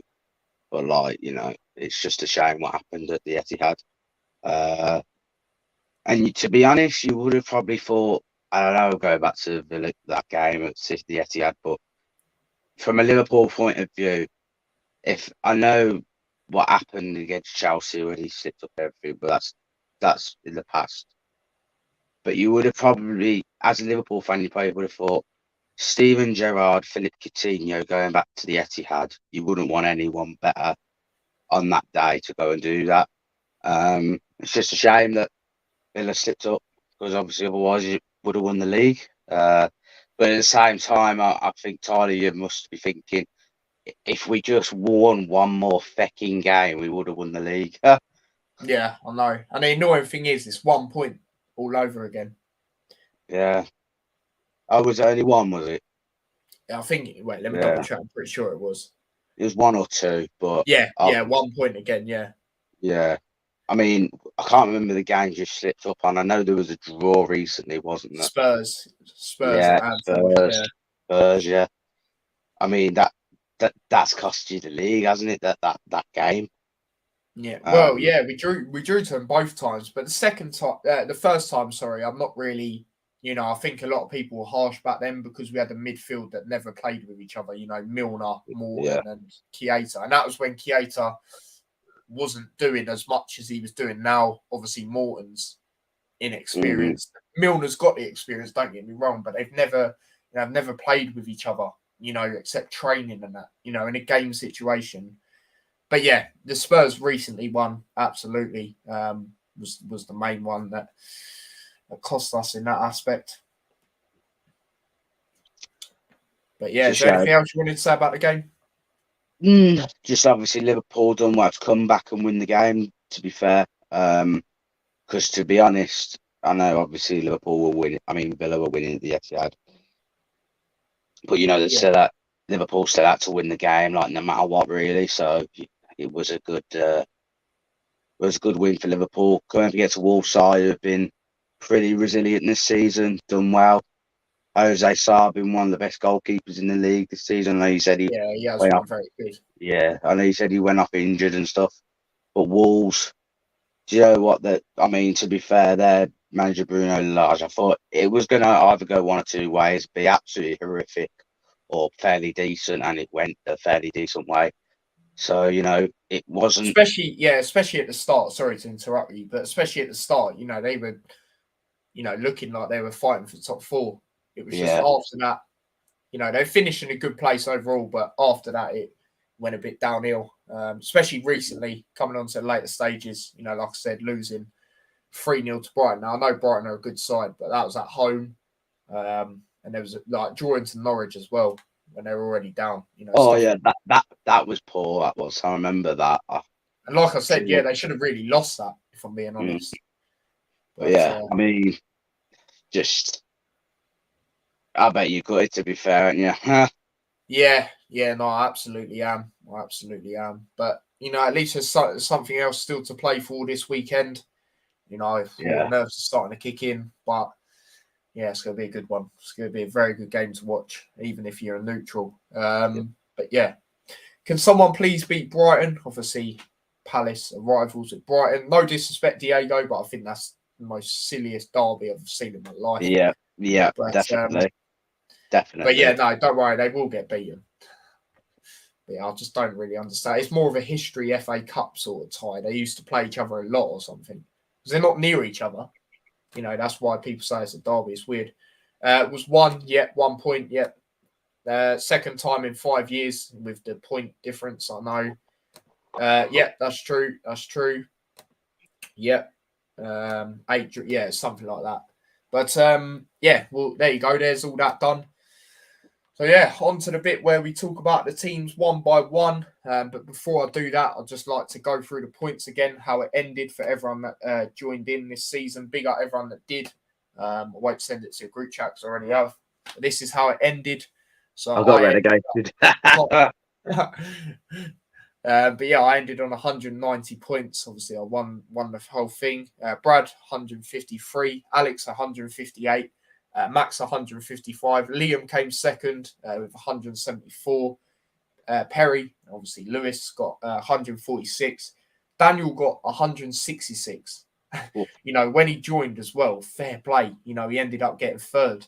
So, that is a massive shout out to him there. Obviously, Lewis got 137. So, just to let you lot know, if you didn't know, Lewis and Daniel joined at the same time. Look at the difference in points. You know what I mean? It's mental. Hayden got 92.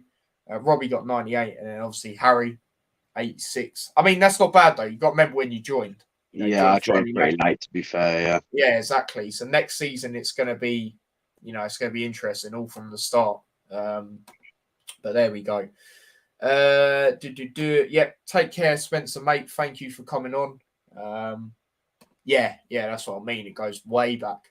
But yeah, like I said, so we're going to be reviewing each team's season one by one now. So let me just get that up. So yeah, we'll start from bottom to top. Do you rate it at like 10, or we're just going to say like what? Or we'll just say like a summary type thing, really. Right. You can do a rating out of 10 if you want. I weren't really thinking that, but if you want to. But yeah, first team we'll talk about is Norwich. Now, do we really need to go here a lot?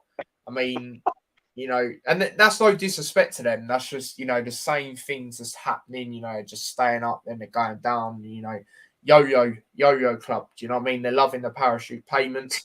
What I will say quickly, though, when Dean Smith come in, I can't really remember when that was. I'm just trying to have a look on here. No, it wasn't then. Was it then? Yeah, it's around about November, I think. They had a decent little run. I don't think it was there because they had so many losses there. But there was a time where he come in and they were doing all right. I think it might be here, around about 6th. They beat Brentford away, which we know hasn't been easy as a whole this season for quite a few teams. Beat Norwich. Beat Southampton, sorry. And then drew to Wolves. And Wolves were doing really well back then.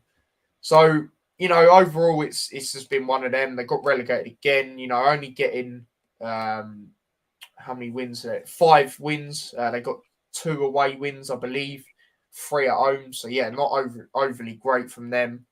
There's not really a lot else to say, is there, Harry, about this one? Not really. I mean, the next time they do come up, though, and I think it will probably be the hardest season next season in the Championship for them to come up. I don't think they'll win the league in the Championship next season, but if they do come up, they need to learn to get experienced players that have played in that have played in the Premier League before. They seem to come up and buy random players, like that's not going to keep you up. So it doesn't surprise me that they keep coming up and down.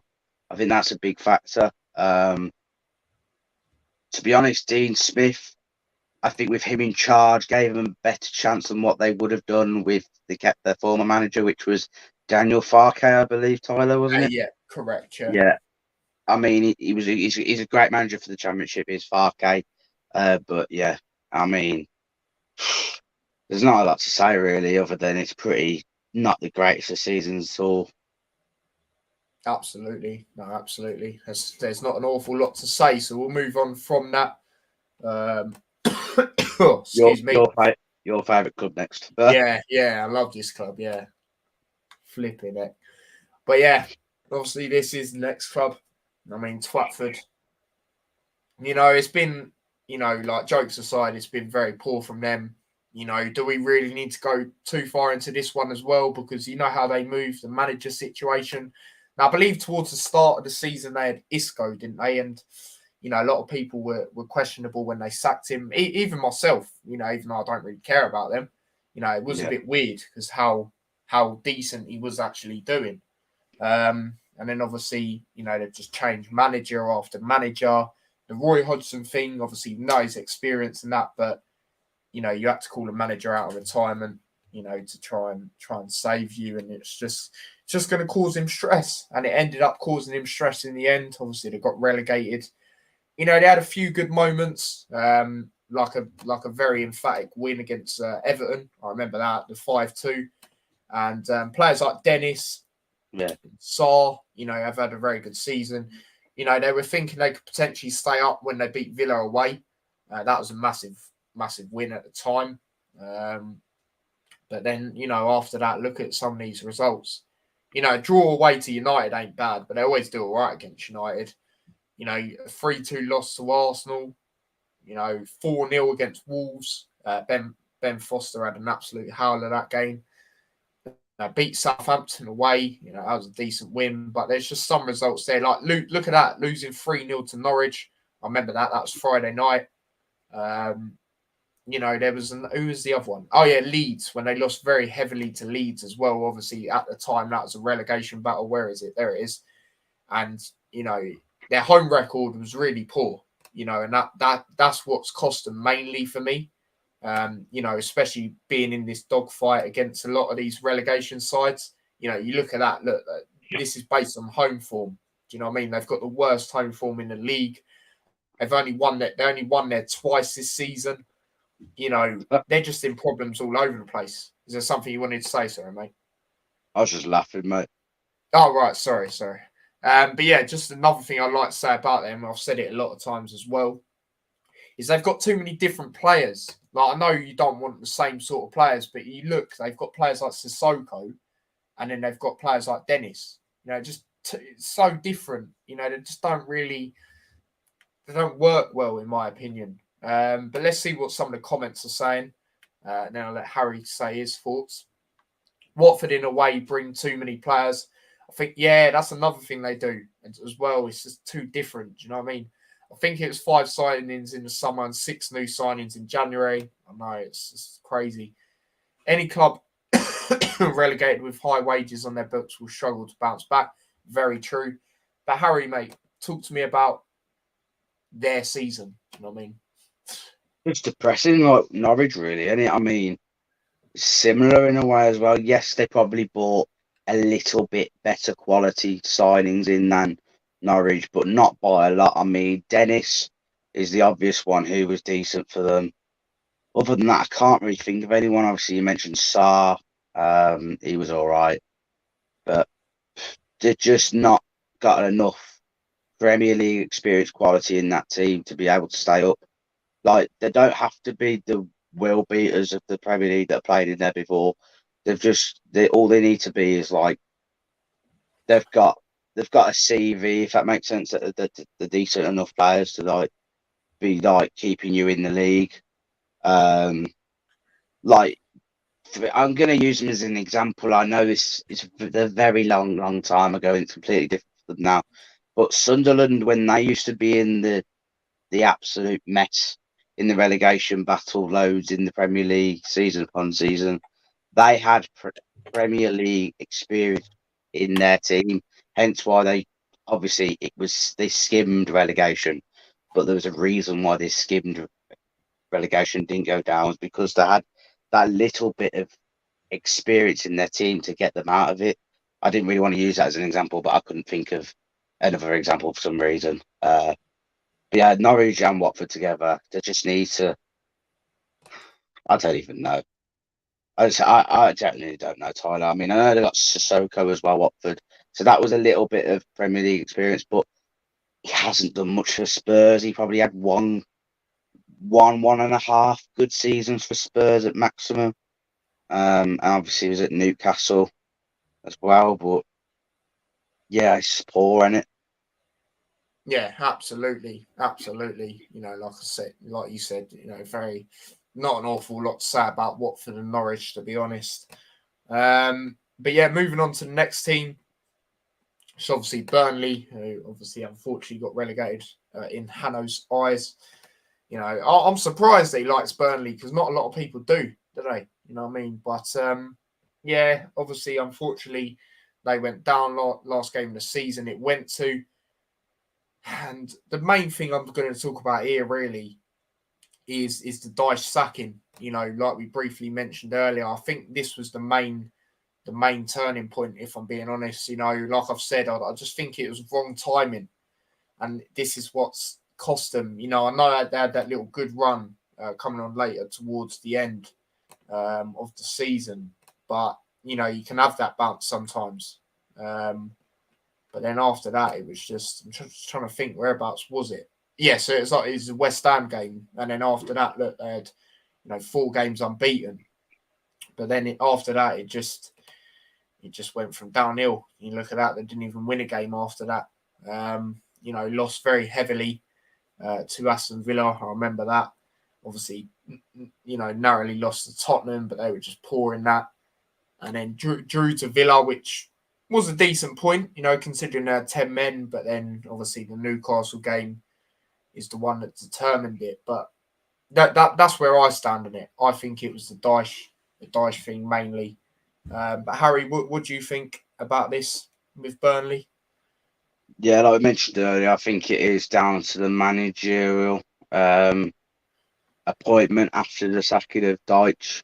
But also, I think that game at Villa Park, I think that was a massive one. I think if they won that, I think they would have stayed up. I think, wouldn't they, Tyler? Yeah, they'd have been in a very good position. Yeah. I mean, they would have 2 points than what they would have had, like, come. Yeah, exactly. Yeah, so I think they would have been. Yeah. So it's a shame in that sense. I was actually going to try and go to that game in the Burnley away end, but I couldn't end up getting tickets because they ended up selling out on general sale.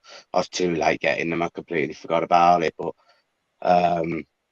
yeah,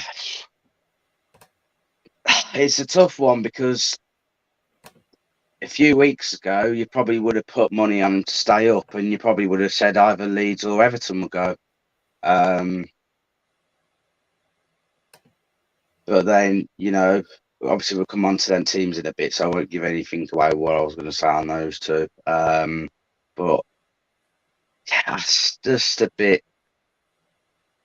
It just seems a bit boring at Burnley at the moment, if I'm being honest. Of course, there's links with Vincent Kompany becoming the manager of them, which I think that could be a big boost for them. I mean, it will go either one or two ways. It'll go horribly wrong, or it would be an absolutely fantastic appointment. I'm edging towards a very good appointment side of things because he's a winner. I think he's obviously been around the best managers in his career, so I think that could give you the boost that they need. They just need to get it right, Burnley, next season. I know we are about the season, but they need to get it right, otherwise it could be in big trouble because obviously they've got like this £64 million rubbish snuff that's going on as well. So they need to get back up straight away, more or less. But it's not been a shambles like Watford and Norwich, but by absolute means, like it hasn't. Yeah. But you just think if Dyche was still in charge, would they have not have stayed up? I don't know. I would actually still be 50-50 on it, even with Dyche in charge. I don't know if they would have stayed up, to be honest. No, fair enough. No, I totally hear why you say that. It links back to what you said earlier. They narrowly stay up at times. And would he be unable to do it this time? Never know. You never know. Might not have been able to. But yeah, I just think they'd have definitely been in a better position. I just think it's the wrong time. If they were to do it, well, you could say now, but you don't really know what would have happened. But I just think it made more sense because then they've got time to try and get someone else in. You're doing it towards the end of the season. It's just, I don't really know. But yeah, that's our thoughts on Burnley, really.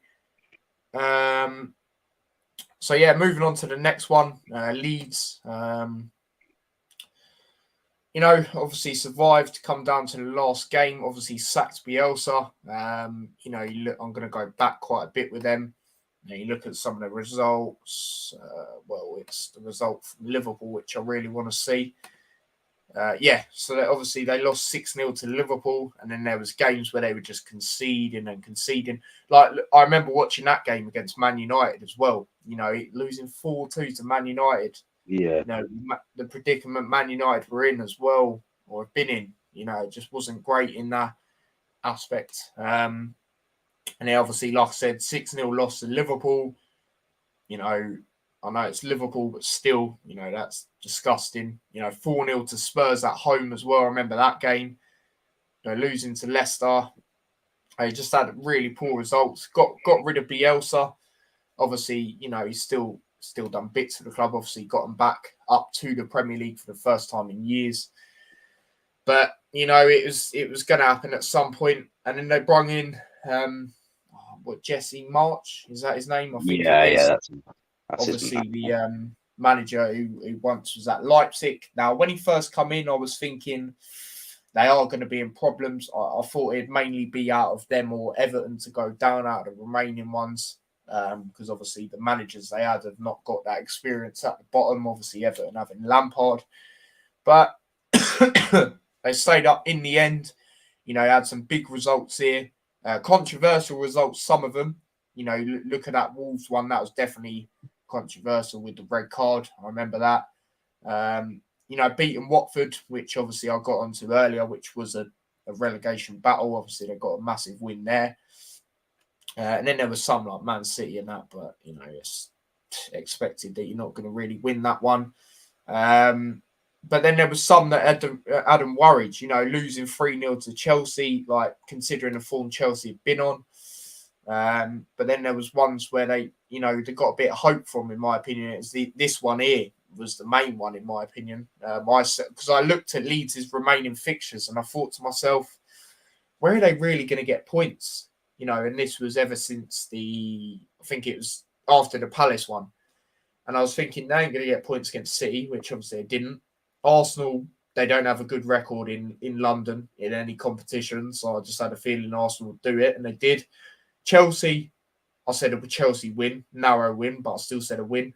I was thinking Brighton, even though Brighton have been very good this season, it's at Leeds, home crowd. I think they can get a draw here. I said 2-2. Obviously, it's 1-1 in the end. And then I think that gave them a bit of confidence. And then obviously came down to the game the other day against Brentford, where a lot of people, the pressure was more on them, like Harry said earlier. And, they got the job done in the end. The red card probably was the turning point, but, they made the most of it. And congratulations to them, like we said. But, that's really all I've got to say about their season. Harry, mate, how do you stand on Leeds this season? To be fair, Matt, I agree with everything you said. I mean, the sacking of Bielsa, for everything he did, I think it was a little bit harsh. Like, Yeah. I know it wasn't great with the results that were happening, but I think he deserved just a little bit more time. Not loads, but a little bit. I mean, next season I do worry for them. They've got a big win. They've got a big summer. They need to keep Patrick Bamford fit. They need to keep him fiery because obviously this season he's been injured a lot for it, which was a big blow as well. Because they probably could be higher in the league if he was fit. Obviously, Rafinha and Bamford, you've always got a good chance of shooting up the league with them two in your team. But they stayed up on the last day. They did what they needed to do. So, when that being said, and the pressure was on them, not Burnley really, although it still obviously is on Burnley. But I thought that more pressure was on Leeds to get a result at Brentford. I think they've done very well to do that. So overall, I'd say it's been an okay season for Leeds. They just need to get it right in the summer. That's all I will say. No, absolutely. And that's another thing. When you mentioned the injuries, I forgot to mention that Bamford was a very big miss for most of that season. I remember when he come back and then he literally got injured in the same game. And, I think he actually scored in that game as well. And you're just thinking, boy, what is going on there? Obviously, they had Calvin Phillips out for a while as well. Come back towards the later stages of the season. Obviously, massive player for them. So yeah, that's also what I've got to say there. But congratulations to him for staying up, like we said. Diego says, got to bounce, lads. See you later, mate. Thank you for coming on. Much appreciated. But yeah, we'll get into the next team, which is obviously Everton. Now, a very poor season for them. Obviously, they stayed up in the end. But for a club like Everton, to be in the predicament they were in was absolutely shocking. Agent Rafa, do you know what I mean, doing bits. But obviously, they changed it round and brought in Lampard. And a lot of people were surprised, including myself, because, like I said earlier, to have a manager in the scenario you're in like that with not the experience at the bottom, I was very surprised. Excuse me. And there was some games which proper had them worried. There was some obviously the heavy defeat to Tottenham, the 5-0 loss to Tottenham. That was just the way they capitulated there was mad. The 1-0 loss to Wolves, and I remember a lot of people saying at that time they need to really win this. It's at home, they need to make the most of it. And they lost that. So they got the win against Newcastle, which was massive. And then there was just some results where it was just shocking. Do you know what I mean? They narrowly lost to West Ham, and I remember that watching that game. Actually, they played all right in that. To be fair, they probably deserved more. Well, at least a draw, I'd say, in that game. They were actually all right. Burnley, lost 3-2 there, and then that's when people were proper panicking there. And then they played United. You know, that's most of the time that's 3 points this season. I knew they'd win that. I think I actually said 1-0 to Everton that game as well, which gave them a bit of hope, even though, like I said, it's a poor Man United side. And then after that, obviously, you know, got a draw against Leicester, which is a decent result, you know, considering Leicester. Good result the way at the King Power, 100%. 100%. Yeah. And then obviously Derby Day, you know, a lot of Liverpool fans and neutrals were like, oh, it's disgusting how Everton played. You know, they're always going to play like that. You know, away at Anfield against this Liverpool side, they're fighting for their lives. They're always going to play like that. Do you know what I mean? I weren't really annoyed. You know, I expected it. Maybe not the dive. Well, with Richarlison, yeah, the diving around. But with certain other players, I didn't really expect that. But the time wasting, slowing it down, you know, I expected that. But then after that, you know, they got a win against Chelsea, which was massive. I remember watching that game. Very poor goal from Chelsea perspective to give away. But Everton deserved that win, that game, I'm not going to lie. And then obviously, you know, like mentioned here, beating Leicester away, that was massive. I actually said 2-1 that game as well. And it drew to Watford. And then that had fans a little bit worried again, considering Watford were already down at the time. And, you know, Watford's home form has obviously been the worst. So I thought they'd get something there, and it was pretty poor. And then obviously they lost to Brentford after that. I remember watching that. What a game that was as a neutral. 4:30 kickoff when it was 4:30 at first. I was like, you sure? But it was actually a really good game in the end. Obviously Everton got 2 red cards. And then that was proper worried. And then going into the next game, brilliant comeback in the end, which obviously kept them up. You know, massive win against Crystal Palace. And yeah, fair play to them. They've done it, but it's going to be interesting. And then obviously last game of the season, they're already up. So that's staying up. So it was all right in that aspect. But Harry, mate, do you think Everton will be in this scenario again next season?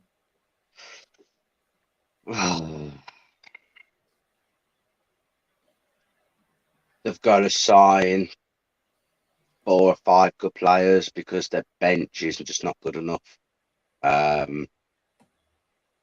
From what I've seen, I mean, overall this season, I think it's been pretty bad. Frank Lampard's done a good job. To be honest, I'm not surprised he's done a good job. Even though I know he got sacked by Chelsea, and that he did all right there. To be fair, in my opinion, he deserved a bit more time. I thought. So, you know, it was always going to be a disaster under Rafa Benitez. I mean, yeah, it was a very weird appointment.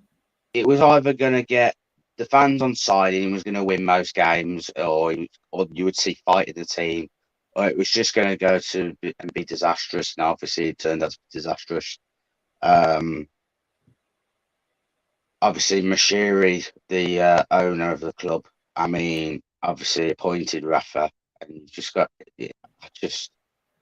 he must be at that point, he must have been one of the most hated people in Everton, to be honest. It was toxic at Everton, obviously, until Lampard come in. And for Lampard to do what he's done to be honest, he hasn't got loads of managerial experience, and especially in like a dogfight. So to be fair to him, you've got to give credit where credit is due. He's done a good job. But they've got to get the transfer window right. I mean, Dele Alli, he's shown glimpses. I think one of the last games of the season. Obviously, they were saying he's been poor and that.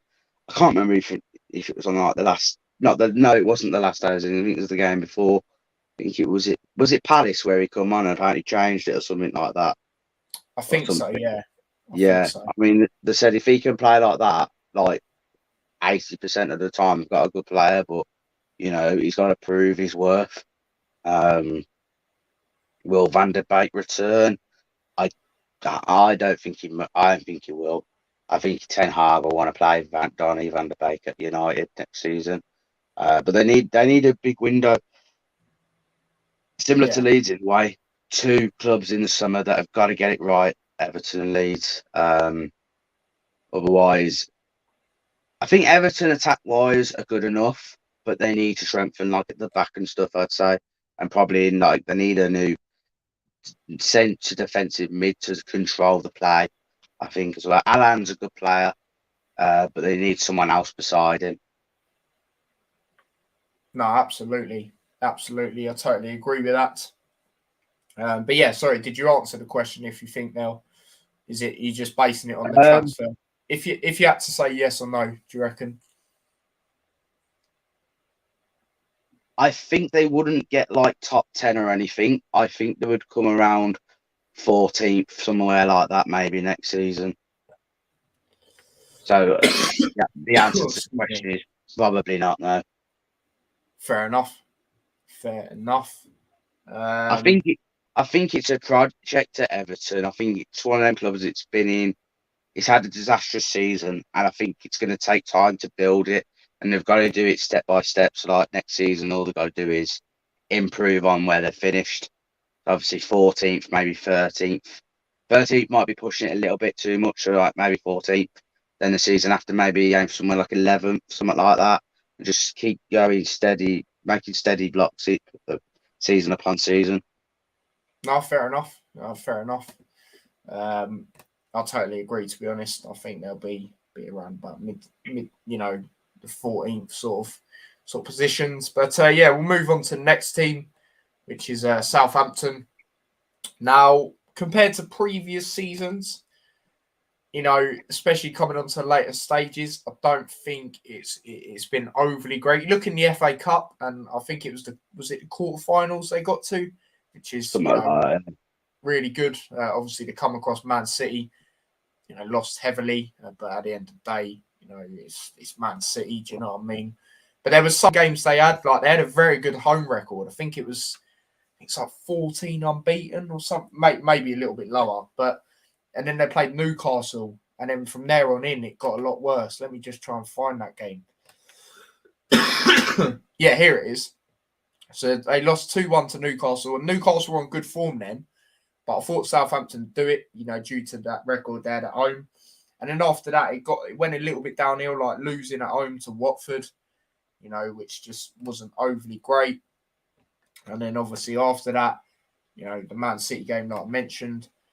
Leeds drawing to Leeds. Obviously, we know them. And then Southampton, they lost 6-0 to Chelsea. I remember that. And Chelsea, they were in poor form then during that time. They were really struggling. And then they got a win against Arsenal, which was a good win. And then obviously Burnley took a defeat 2-0. That was the game I was on about earlier, where I said Burnley played really good football in that first half.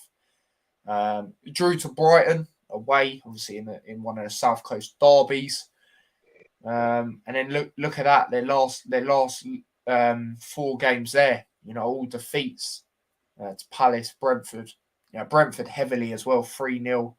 Liverpool narrowly, and to be fair, they played all right in that first half. Towards the second half, they couldn't really get out of their own half, to be honest. But yeah, and then obviously the last game, which, like we mentioned earlier, it didn't really deserve to be a 4-1, but yeah, it just wasn't overly great still. But it's not been the level of what it has been previous years, in my opinion, with them. But Harry, where do you stand with Southampton's season as a whole? I mean, obviously, I went to the King Power on the last day of the season, and there was fans talking to me about the season as a whole and everything. And I think a fair few of them are disappointed. Myself personally, looking at it as well, without having their opinions, I worry for them next season. I really do. I actually think at this current moment, I think Everton and Leeds are actually in a better position with the players they have than Southampton, because Southampton, they're probably going to lose Ward-Prowse. I'd be surprised if they kept onto him in the summer. I mean, if they did, I think they would have him for one more season, if that. They've got a short squad, and they've not got they've not got the most exciting squads in the Premier League, if I'm being honest. It's very dull when I look at it. I mean, they're lucky that they've got Adam Armstrong and Che Adams up front, because if they didn't, I think they could be in big trouble. And as well, Tyler, don't be surprised if Southampton's boss Ralph Hasselhorn is the first manager to be sacked. I was going to say that, yeah. A lot of their I say a lot, a vast majority of them at the King Power on Sunday said that they want him gone. I mean, obviously it was the last game of the season as well, everyone came over at the end, players clapped everything, and the fans clapped them and everything. Then Ralph clapped the fans and everything, put the thumbs up to him. I'd say half of them, just under half of them, clapped to him, but the rest of them booed. So, and then he walked off after that. So, and the players stayed. So, and I mean, when you lose 9-0 and 6-0, and so I think that's nail in the coffin anyway. So he's been lucky to survive. So, again, another team where it's massive for them in the summer. They've got to get it right. I mean, they had a good period, didn't they? Before they went on that terrible streak of where they only got those 5 points out of possible 36 in 12 games. Did have that's what I mean with what I was saying earlier. With the record at home they had, that was exceptional. Yeah, I mean, Southampton fans some of them at Swansea as well, said to me, they seem to do this every season. So they go on a really good run of form, look like they may even potentially go on a run of form that could get them close to Europe, like Europa League football.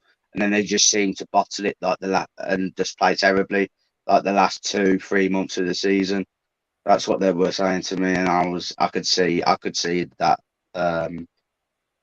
So it's not looking great for Southampton at the moment. I mean, it's probably been a little bit of an underachievement, but you look at the teams above them, you think, could they finish above them? So it's a tough one to say with Southampton, but I think they've just slightly underachieved, just slightly.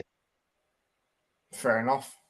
Like I said, it hasn't been the levels at all that it has been in previous years. And I understand why a lot of their fans, they're questioning the manager now, because it's been a lot better in previous years, like I said. So, yeah, that's all we're really going to say about them. Moving on to the next one, Harry's favourite team, you know what I mean? Aston Villa. He loves a bit of the Aston Villa, do you know what I mean? But their season, don't really need to say too much. Been pretty poor, to be honest. Obviously finishing where they did. There was just certain times. I do think where I stand on Gerrard, obviously I know you've got a different opinion. I think we'll have to see what he can do with the signings he wants to bring in. Now, I'm not saying these signings are going to instantly be good. I don't. If I'm being honest, these signings, I don't really know much about them, to be honest. Obviously, it looks like they're getting someone else as well. Yeah. But for me, to really judge him, I'll have to see how he does with his own sort of batch. But yeah, it's not been great. He's brought in some decent signings, and they should really, with the signings they brought in, they should be a lot higher.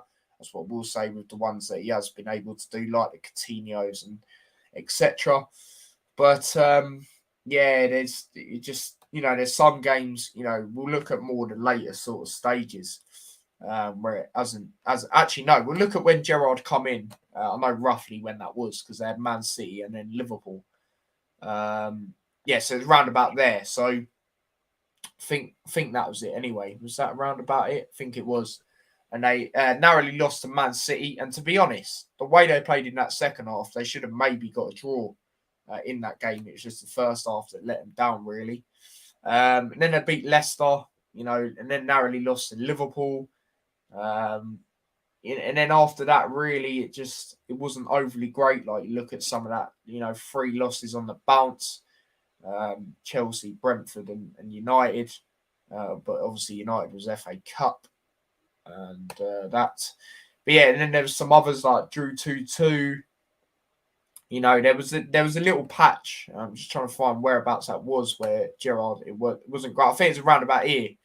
So obviously they had a few losses before that, and then going into next month, They had a lot as well. And then you look at that, four without a win, going on to the late stages of the season. So, yeah, there's not really an awful lot to say about Villa, in my opinion. It just hasn't been overly great. But, Harry, what have you got to say about Villa?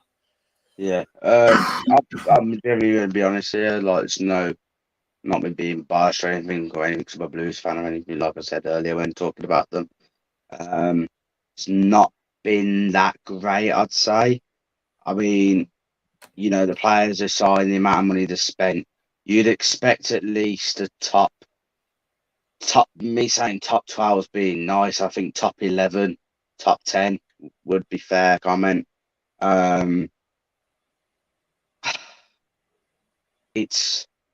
They've drawn too many games, Aston Villa. That's their problem. Obviously, Gerrard's come in. He's won the league with Rangers. So at least he knows how to win. I know, obviously, you're only against Celtic, really, when you've been the manager of Rangers. But, it's still big pressures in Scotland. Rangers fans demand a lot. So, can he get it right at Villa? I'm with you, Tyler. I think next season is the season where he's got, not just himself, the players have got to step up for him. I mean, I know they've signed Kamara from Marseille on a free agent who would have cost, if he was on a contract, he would have cost a lot of money. He's a central defensive midfielder.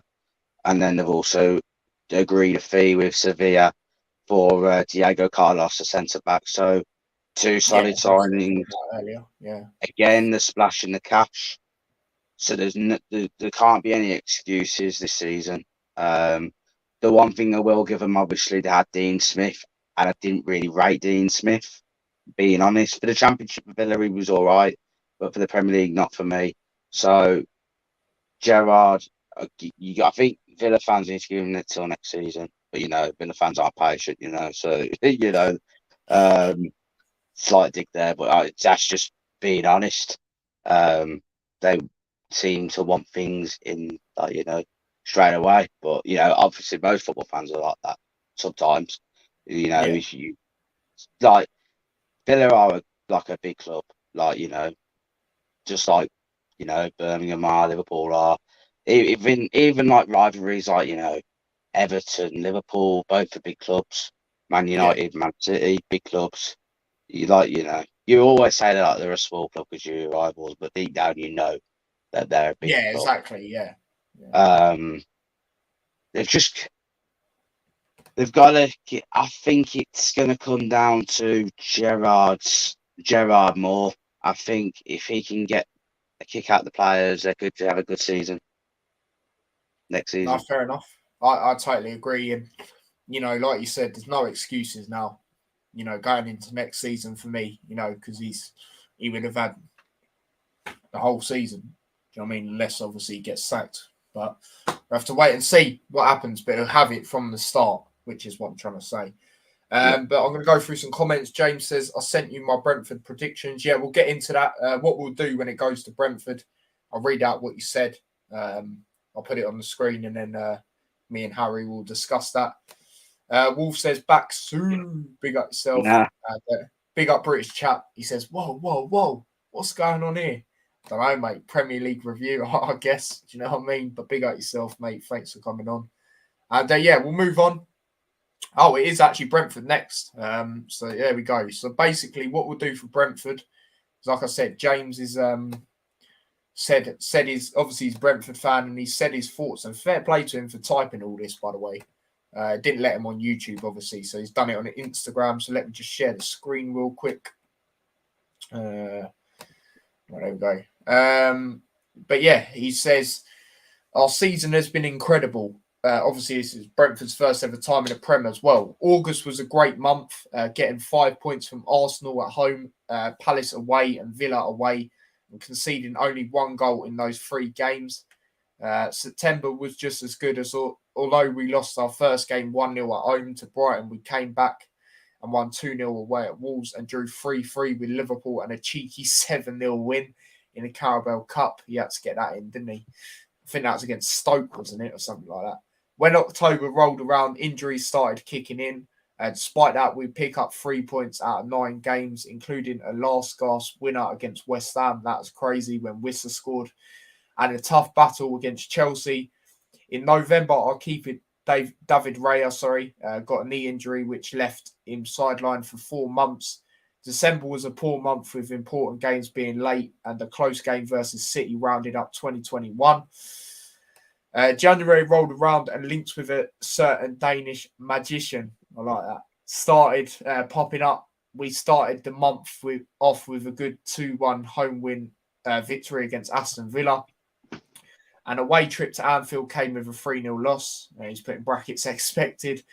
Come at the end of the month, it actually happened. Christian Eriksen returned to the Prem with Brentford. He was set to play against Palace, but a standing ovation was given instead as he walked onto the pitch with a Brentford scarf around his neck before the game.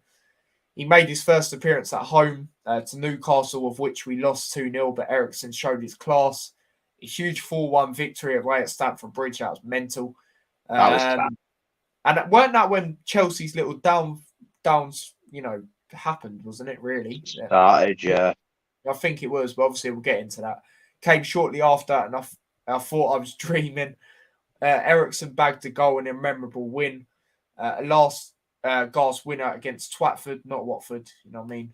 For the second time this season, followed before a 0-0 draw with Spurs and a disappointing 3-0 to the defeat to the hands of Man United. We'd come back, however, with back-to-back wins, beating Southampton 3-0 and Everton 3-2 on the penultimate day of the season. An incredibly disappointing defeat to Leeds scum, which rounded off what has been the best season in my little club's history. So there you go. That's what James has got to say about it, mate. Like I said, fair play for writing all of that. You know what I mean? But he summed it up pretty well, to be honest. First thing I'd like to talk about is the Eriksen thing. Like a lot of us have said, stating the obvious, it's brilliant to see, that he recovered well and he's playing football, especially in the Premier League. But what a signing he's been for Brentford, hasn't he? He's just been quality. Like I said earlier, there was a game where he's just boss in the middle. But yeah, let's have a look at Brentford's season as a whole, even though James obviously, rounded it up really well. Oh no, the 7-0 was against Oldham, weren't it? So they're friendlies. I don't really... Obviously, they started it off with a 2-0 against Arsenal. I'll go to the memorable ones, really, which was massive. Obviously, their first ever game in the Premier League. And then after that, it was on a decent run. They only lost to Brighton there, really, which was phenomenal in that month. Obviously, it's 7-0, like James mentioned. 3-3 to Liverpool. What a result that was for them. Beating West Ham away. Obviously, Wissa got the winning goal. He got a lot of them this season. Narrowly lost to Chelsea at home, which for me, they deserved a point. Narrowly lost to Leicester. And then heavily to Burnley. I remember that. That was when Luton played Blackburn. Lost at Norwich, which is not the greatest. So they're mainly the main ones there. And then they had results, like the one against Villa, which obviously James said was massive at the time. And then this is where the run was a bit shaky. Look how many losses they had here. And geez. 4-1 to Southampton, heavy defeat. 3-0 to Liverpool, which is obviously expected, loss, but the way it was, maybe not. United 3-1, and Brentford, they just didn't do great against United this season at all. Both times conceding 3 goals. Now obviously a loss to Wolves, a heavy defeat in the FA Cup to Everton, lost to Man City, which is expected, and then 0-0 draw, 2-1 loss to Arsenal. 2-0 loss to Newcastle and beat Norwich pretty heavily. I remember that. Ivan Toney had a brilliant game there. And then the last bit, obviously all these games, beating Burnley 2-0, beating Chelsea 4-1, which was just memorable. Beating West Ham 2-0, very good win, especially against West Ham. Beating Watford away, which is brilliant. You'd love to see that. drawing 0-0 to Tottenham. They played really well in that game. Deserved the draw, maybe even a win. Definitely deserved something. And then the heavy loss to Man United. But like I said, they didn't do great against United as a whole. Then beat Southampton heavily. Massive win. Beat Everton. Obviously, we mentioned that earlier. Brilliant comeback that was. Obviously, the unfortunate loss at the end of the season. But another thing I'd like to talk about before I really sum up their season, Ivan Toney. Now, he was a very weird player. You know, come out twice, not once, but twice, and basically disrespected Brentford. But then when he scores, you can properly see the passion in that. It doesn't, I don't know, it didn't really make sense, but, you know, he's had a brilliant season either way. You know, look at his record. And, you know, like I said earlier, you know, look at a lot of these Brentford players, and they weren't Premier League proven at the start. And, you know, to finish where they did, which was obviously 13th, I think it's really, really exceptional. But overall, very good first season in the Premier League, is what I'm going to say. And they've had a memorable time. You know, like we said earlier, Thomas Frank deserves massive credit as well. Bringing in Eriksen's just helped. Be interesting to see if they can keep him in the summer. But yeah, that's all I really got to say. Harry, what's your thoughts on Brentford's season as a whole? A very good season, mate. I mean, to finish above teams like Villa, Everton, that's an achievement in itself, to be fair. Fair play to James to writing all that down. Yeah, fair play to him. It's really good, to be fair. Yeah, they've had a roller coaster of a season, as in, like, it's been like a great season for them. I mean, to be fair, that Stamford Bridge win for me stands out as probably their best result. The 4-1 win. It's just really good. I mean, Ivan Toney, Eriksen, if we can keep hold of them in the summer, and obviously give Eriksen a new contract, but I don't think he will sign it. I think he will go. I actually think he will go back to Spurs. Eriksen, I do. But if they did, they'd be good, very good to keep them. And if they can just like build on that as well, like get some more players, like 3 players in, maybe 4. Obviously, you don't want to break the spine of something completely that's been decent most of the season. So, you know, yeah, good season. No, absolutely. I'm just going to go through this comment. Obviously, I'm going to try and back my guy, James Justin. But Toney, I just think the main reason he's not getting called up is because the attitude thing. Southgate don't like a lot of players that have the attitude thing, and that is the only reason. I know he's got the goals and that to show. That's what I'm going to say on that. Rico Henry, potentially, I haven't seen enough of him to really judge. But obviously, you watch him week in, week out, so you know a lot more than me. And with the James Justin thing, I understand what you're saying there. For me, it was a matter of time before he's going to get picked in the England team. I honestly think if he didn't have these injuries that he's been having previously, I'm not even saying this to be biased, he would be in the team already. I think he's that good. You know, he can play left back, he can play right back. You know, you got to remember, I watched him week in, week out at Luton. You know, and you know the step up he's made to Leicester, he's been phenomenal. Maybe not at the moment with the like you said there with the goal contributions and that, but slowing his way back into things. And like I said, if it weren't for the injuries, he'd be in it a while ago, in my opinion. So that's what I've got to say about that. Harry, you got anything to say about this? Yeah, obviously I saw James Justin on Sunday for Leicester. He was pretty decent. He was decent. Good young English player. Definitely what we will need in like 2 or 3 years to come. I think he'll be a regular, to be fair, in the England squad. And he can play left back and right back. I don't know if I said that. Yeah, but... you did. Yeah, you did say that. That's always good to have a player that can play like 2 positions at the back. So yeah, it's good. It's good. There you go. Big up Manny Bird. He says, "Easy lads, big up yourself, mate. Big up yourself." If it doesn't soon, they're both eligible for Jamaica. Yeah, be interesting if Ivan Toney does decide to go there, because obviously Antonio's a striker there, so they might have to play different. Might have to play like 2 up front. Imagine that. That'd be a decent duo. That. But yeah, that's all I'm really going to say about that. But yeah, that's all we're going to say about Brentford's season. Brilliant first season in the Premier League. The next team we're going to move on to, obviously a team that finished 12th, Crystal Palace. And, you know, I'm just going to sum it up by saying what a season for them, you know, especially with Vieira coming in. A lot of people didn't really know how he was going to be. A lot of people said they'd go down because he's got, you know, fairly, you know, young squad and stuff like that. But he's proved all the doubters wrong. You know, I'll go back to some of their memorable results throughout the season. A lot of 3-0s at home that were very memorable. Yeah, like that one against Tottenham there that you can see. Liverpool, you know, they lost 3-0, but, you know, it's not really expected to get a result there. There was a few others that they won. Look at that, like that Man City game, for example.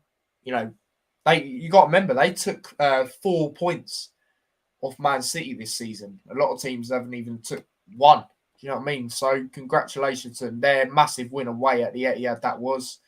And then there was stuff like, where is it? I think they beat Arsenal 3-0 as well, didn't they? Which was another memorable result. Drew to Man City at home and opened the title race up. Yeah, exactly. That's what I mean. Yeah, and had a really good FA Cup run as well. Obviously got to the semi-finals. I remember that loss to Liverpool, even though it's 3-1, they didn't actually play that bad. So yeah, that was not, you know, obviously they, you know, didn't get anything, but they weren't overly bad. But yeah, they had some brilliant results. You know, I'm just trying to skim and scan through them really. So they had a really good FA Cup run. Yeah, but yeah, they beat Arsenal 3-0. I'm just trying to find where it is. I can't quite find it, but I'll probably skip past it now. But brilliant season for them, you know, and Vieira. And yeah, players like Conor Gallagher have been exceptional. I think Ayew's been very good on the right-hand side as well. You know, previously he's been played through the middle, but I think on the right-hand side he's better, to be honest. Zaha doing bits. It's just sometimes his attitude can let him down, but he is a quality player. A lot of people say they're surprised that he hasn't moved on anywhere else. I think the attitude thing is holding him back from potentially going somewhere else, because I think people might look at that and go, don't really want that at my club. But Guaita's been exceptional. You know, like I said, Man United game the other day, for example. You know, they've got a very good team. It'd be interesting to see what they do next season, who they bring in, who they keep, and all that. But Harry, mate, what do you think about their season? One of the most improved teams this season in the Premier League from last season, I'd say. Obviously, anyone that was coming in to replace Roy Hodgson had a difficult job. I mean, to be fair, I think a lot of people thought it was going to go disastrous under Vieira. I actually thought it was going to go okay. Maybe not. Yeah, so maybe not 12th, but like I thought maybe 15th, somewhere like that. So that's 12th is a very good finish, and considering the teams above them as well, which we're obviously going to come on to just now, I think it's a very good season. I do, and it's actually the first time that I've felt if they lost Zaha, I don't think it would affect them as much as it would have done in previous seasons. So I think to be fair play to the owners of Crystal Palace for keeping Zaha as long as they have, and keeping resolute in not selling him when fees have come in for him. Because they could have easily took the money and they could have easily said yes. But they've held a stance on it, and I mean, Zaha overall, obviously, he doesn't mind playing for Palace, but I think deep down he doesn't want to be there. But he will play for the shirt like no matter what, which is always good. Of course, the attitude thing is a problem. However, I just think that he will end up moving. I mean, even someone like Arsenal would suit him because he would start there week in, week out probably. We would have a chance anyway. I think that's probably the best way of putting it. Compared to like other clubs, I think it'd be a little bit difficult. Like the top 4, I don't think he would get that are finishing top 4 this season. I don't think you'd get in any of their starting 11s at this current moment. So yeah, I think Arsenal would be a good fit for him. I don't really know who else he could go to would, benefit him maybe. I don't know. Because obviously Palace is not near in London, ain't it, as well? Isn't it, Tyler? South London, yeah. So, Arsenal wouldn't be like a massive journey to move from to. So, but overall, Palace, good season. Absolutely. James says, with the World Cup being in the USA, Canada, and Mexico in 2026, Jamaica group is easy, so they're trying to get loads of talents. Understandable. When you actually look at it, they've actually got a fairly decent team. Not going to lie. But yeah, just it's a gelling thing, really, especially their recent games in the friendlies and that. Don taking the piss, do you know what I mean? Because Liverpool didn't win the league. You know what I mean? Yeah. He's absolutely loving it. Do you know what I mean? The best trophy I have in my room, I didn't even get a hold of, unfortunately. But hopefully, well, I'm not even going to touch Champions League. I'm not going to jinx it. But there we go. But yeah, moving on to the next game. The next team. Sorry, I'm used to doing the bloody predictions, aren't I? Newcastle. Now, obviously, at the start of this, why has it come out of Palace? Why has it not changed to Newcastle? What's going on here? Hello? What is it doing? Oh, you got to love this. Bloody hell. Right, Newcastle, there we go. So as I tried saying, obviously, towards the start of the season, very poor. Obviously, Steve Bruce, they just became on this, what the hell? I came well far back. How the hell has that happened? Right, there we go. So, yeah, here, obviously, they had a really poor run. Like, look at that. No wins for months. For a good 3 months there. And obviously 2-0 loss to Arsenal. Obviously, they brought in Eddie Howe. And then, it's always going to take a while for his, style of football to gel. But then you look at stuff like this, massive, massive results here. He's got some massive wins. And yeah, players like St. Maximum, really cherishing and playing well this season. Some of the signings they brought in have been exceptional towards the end of the season as well. Like Trippier, he's been unreal. Obviously, got that unfortunate injury. He's back for the last game of the season, obviously against Burnley. But there were some games, you could see his quality. The assists and that sort of thing he was getting. Bruno Guimaraes, what a signing he's been as well. At first, he wasn't really starting, and then he was, starting to get his way in, and he was just exceptional, really, if we're being totally honest. Just bloody bit my lip. But yeah, as soon as he started, yeah, really, as soon as he started managing, his playing style started to kick in. He started to do really well there and just climb up the table. So yeah, they've had a very good turnaround. That's what I'm going to say. And they've had results where they've narrowly lost to like Liverpool and stuff like that. So overall, very good turnaround from Newcastle. But Harry, mate, what do you think of Newcastle's season? They were rock bottom, weren't they, before he took over? Yeah. They were rock bottom. Do you know what? If it weren't for Jurgen Klopp, obviously, I think Jurgen Klopp's been named the manager of the season, hasn't he? Yes. I think if it wasn't for how well Liverpool have done, then I think Eddie Howe would be the manager of the season. And I think the owners come in at the right time for Newcastle, because if they didn't come in when they did, yeah, I didn't even mention the owners, did I? It wouldn't shock me if they would have been in the Championship next season if they didn't get new owners in. So yeah, it's a big summer for them as well. We keep saying for a lot of clubs, but they could really kick on next season if they get it right. I think they could be in Europa League territory if they get the right signings in. Yeah, it's a good chance, a very good chance for them to start to get back to, obviously, many years ago when they used to be very good. Obviously, that's going to take time, but it could be this first step of it this summer. They could make some good signings. So yeah, I think it's going to be a very good season for them considering where they were. And I think, to be fair, 11th for Newcastle United with the players they've got. I think it's pretty impressive. Yeah. To be fair, mate. No, absolutely. Just a question I've got for you. Do you reckon, excuse me, next season they could be fighting for potentially maybe the Conference League, the Europa League?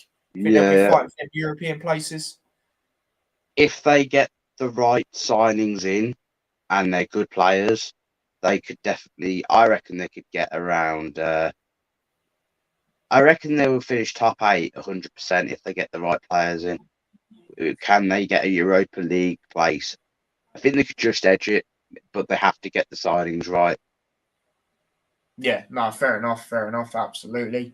I think, when it comes to next season, I think they'd be a lot higher up there, especially with the money, excuse me, the money they can now spend and that sort of thing. But like you said, they've got to get it right. I mean, I know there's this player that comes from Leicester, Nacho, Tyler. Yeah. He barely plays much for Leicester. And I mean, at one point for City, he was been told like the next big thing. I mean, I could see him going there and hopefully he could kick on. Because Leicester fans were saying on Sunday, like, oh, if he could get to a club and kick on and play every week, which is what he needs to do, and he needs apparently the Hinacho as well. He's far better in a 2 up top. So maybe next season him and Woods up front maybe could be a good partnership. That's just a suggestion, but yeah, I mean, they get. I think they need a striker, centre midfielder, a winger, and a centre back, and maybe a left back or right back, and they could be in the business. Yep, no, fair enough. I think maybe the likes of, I don't know where you stand on this, but I think maybe the likes of Rashford should go there out on loan. Try and sort out his, because he's got the quality. I feel like if someone was going to come on loan, and I know it, I think Newcastle fans would obviously prefer Rashford. I'm sure you would probably agree, Tyler. But I think Martial would be more likely to come on loan to Newcastle than Rashford. Yeah. But I don't think it's a good fit because I think he's got a bad attitude. I think Hezi Lingard's a good fit out of contract. But it's a no-brainer, really. Obviously, they're in for him. I think it'll probably be between them, West Ham, and maybe. I swear Spurs wanted him at one point, but obviously United ain't going to sell him to Spurs. So we'll see. But I mean, maybe to get some confidence, he might go out on loan Rashford. So yeah, you never know, Tyler. Yeah, no, absolutely. Dodder says Blues away next season. Hopefully score against them next season. Yeah, hopefully they actually do score against them. That would be nice. To be fair, the way I know it's Premier League stuff, but obviously to answer that question, I think we could be in the shit next season. I don't know if you saw my video today, Tyler, about Lebo. Yeah, saw bits of it. Yeah. Did you hear the bit where he said whether there's new owners in or not, it won't be any money to spend again? No, I didn't see that. Yeah. So looks like loans and frees again. So it's going to be another shite season by the sounds of it. So I wouldn't be surprised if you beat us at our place. To be fair. Well, we'll have to wait and see. But yeah, that's the end of the Newcastle talk. Moving on towards the top 10 now. And the next team is Wolves.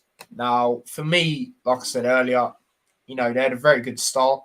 They're potentially, people talk about potentially pushing for top 4. I will give them a lot of credit because, the manager, no one really knew how he's going to do. Bruno Lage, I think that's how he says his name. No one really know how they're going to do. A lot of the signings, people didn't really know too much, especially in the Premier League. The likes of Jose Sarr coming in, who's been exceptional most of the time. Obviously, Jimenez come back from that injury as well, which is obviously good to see. But yeah, they had a really good start. Let's have a look at their start and, roughly what I mean. So, obviously, there was what they beat Watford there, and then they went on a decent run. Yeah, so a decent run was round about here. And obviously they were 5 games unbeaten, and they had a loss and then a win, draw, and it weren't too bad at that point. And then after that, they weren't overly great, and then it got all right again.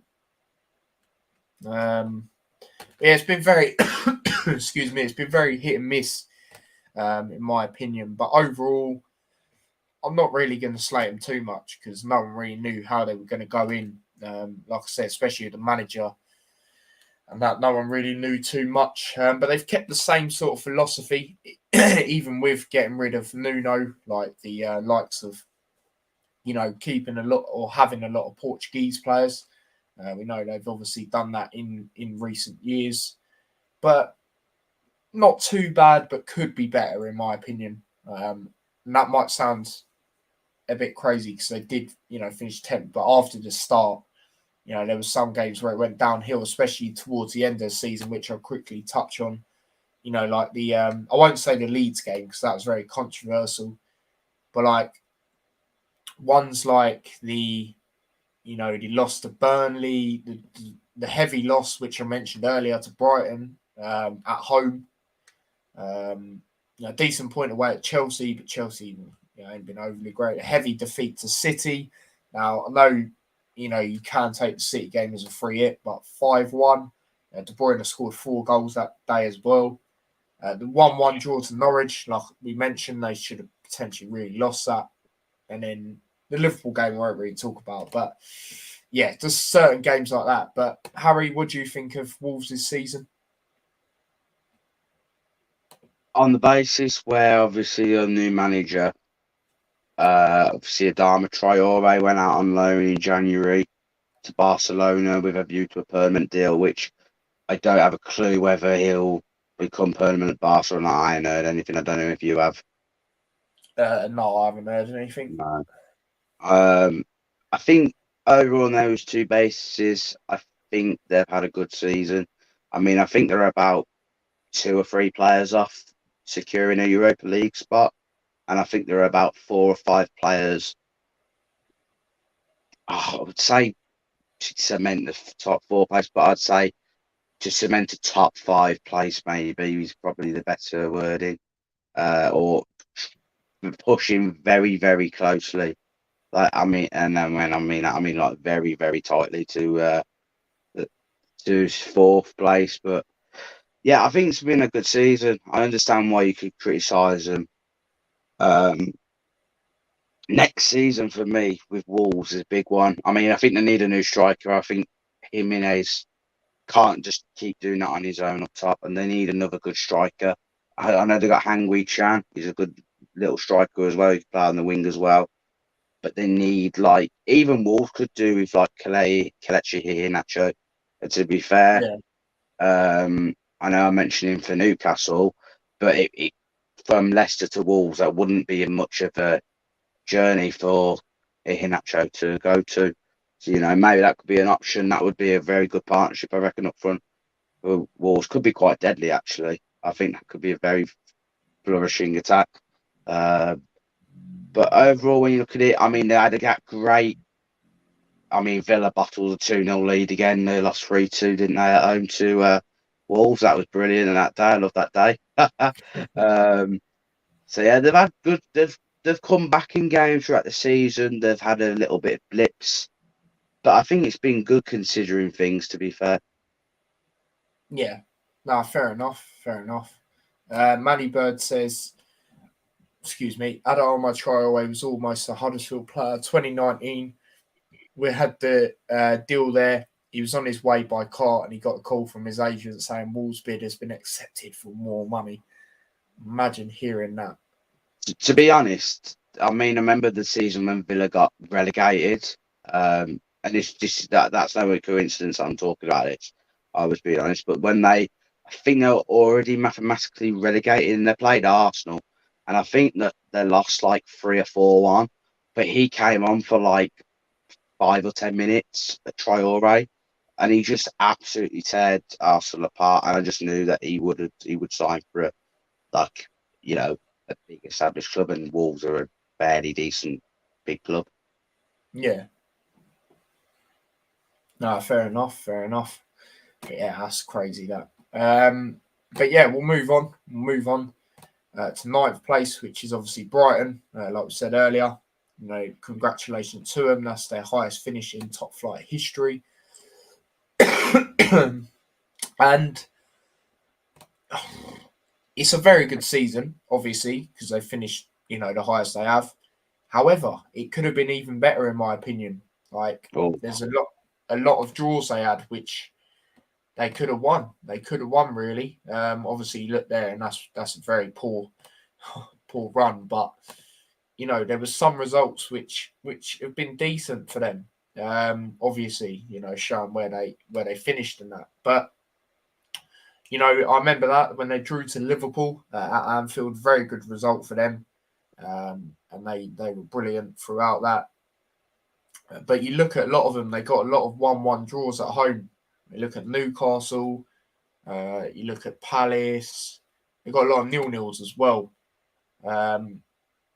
So, you know, I'm not really going to sit here for too long. Graham Potter, you know, he's a good manager. But yeah, Brighton, it's been a very good season, but it could have been even better. That's what I will say. But it'll be interesting to see what they do in the summer as well.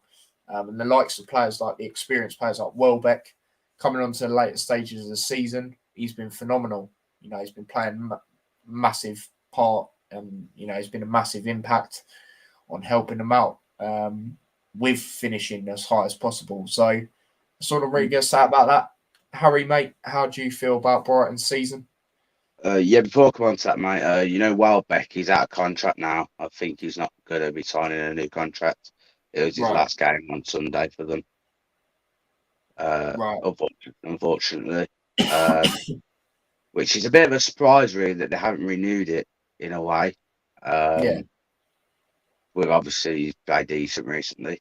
Overall, it's been a great season. Been very impressive. I mean, no way did I mean, me myself personally think that Brighton would finish ninth. I mean, and I know this sounds really bad, but they're probably one of the teams who I haven't really followed that much this season in the Premier League, and that sounds pretty bad. And I apologise if any Brighton fans are watching this live stream.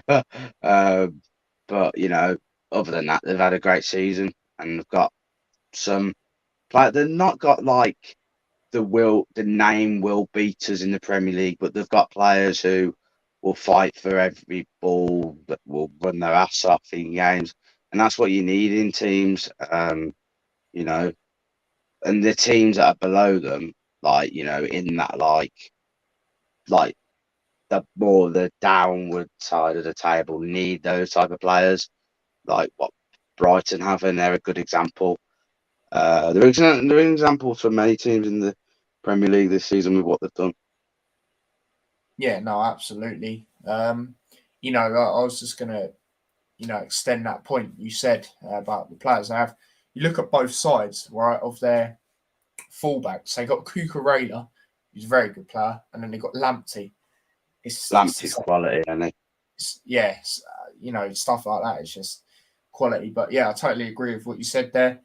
Manny Bird, obviously, there's always one thing that you don't expect, and this is for me what I don't expect if this does become the case. He says Brighton will go down next year, he reckons.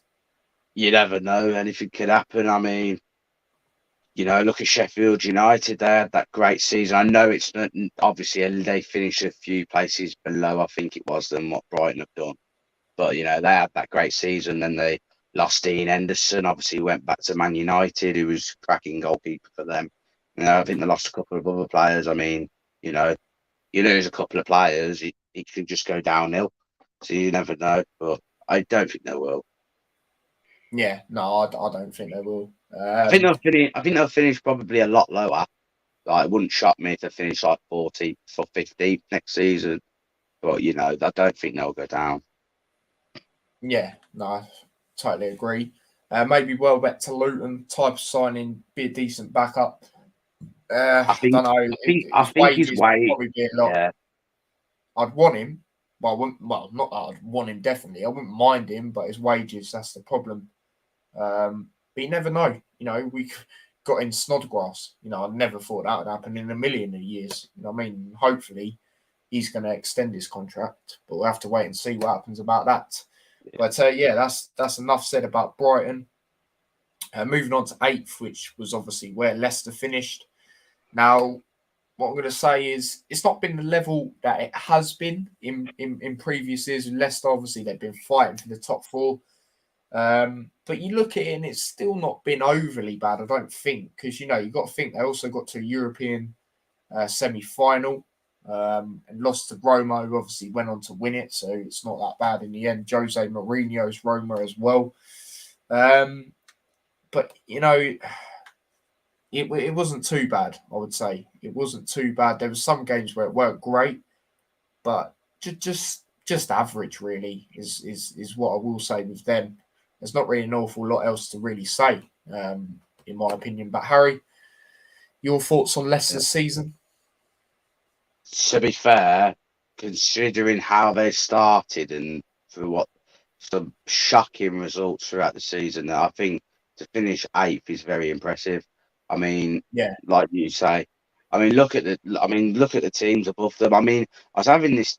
I was speaking to that Leicester YouTuber that I was with on Sunday about this after the game, and I was like, to be fair, when you look at the teams above you, you've done pretty decent. You got to think Vardy's getting on now, but he's still got it, which is surprising. You've got some other good players, and like, you know, 2 or 3 more players, decent, good players. You know, I know they're losing probably Indeed. He's probably going to Juventus in the summer, but you know, they could replace him with a very good player and get like 3 other players in a good quality. They could be fit pushing for like top 6, top 5 again. I mean, it's crazy that they even finished doing Europe. I mean, for a club size of Leicester, yeah, they're a big club. They're doing great to win that league that season. They've had a lot of memories. They've created good history, decent history of recent years, and you know, I think without Brendan Rodgers, I don't think Leicester fans realise how I think they'd be in a worse like scenario. I think if Rodgers wasn't in charge, I don't think it would be that easy without him. I think he's done a really good job. Hence why as well, I think the Leicester board deep down know that as well. Because you know, they haven't sacked him. They could have easily sacked him probably after the Forest result in the FA Cup, because that moment there, around there, and a few weeks before winning the league, they were playing terribly, and he could have gone after that, and they didn't stuck with him, and you know, they finished 8th, not far off the Europa League spot. Obviously, like you say, lost to Roma in Mourinho, which is no disgrace. You know, they've had exactly. They've had Tammy Abraham all season. It's been firing goals.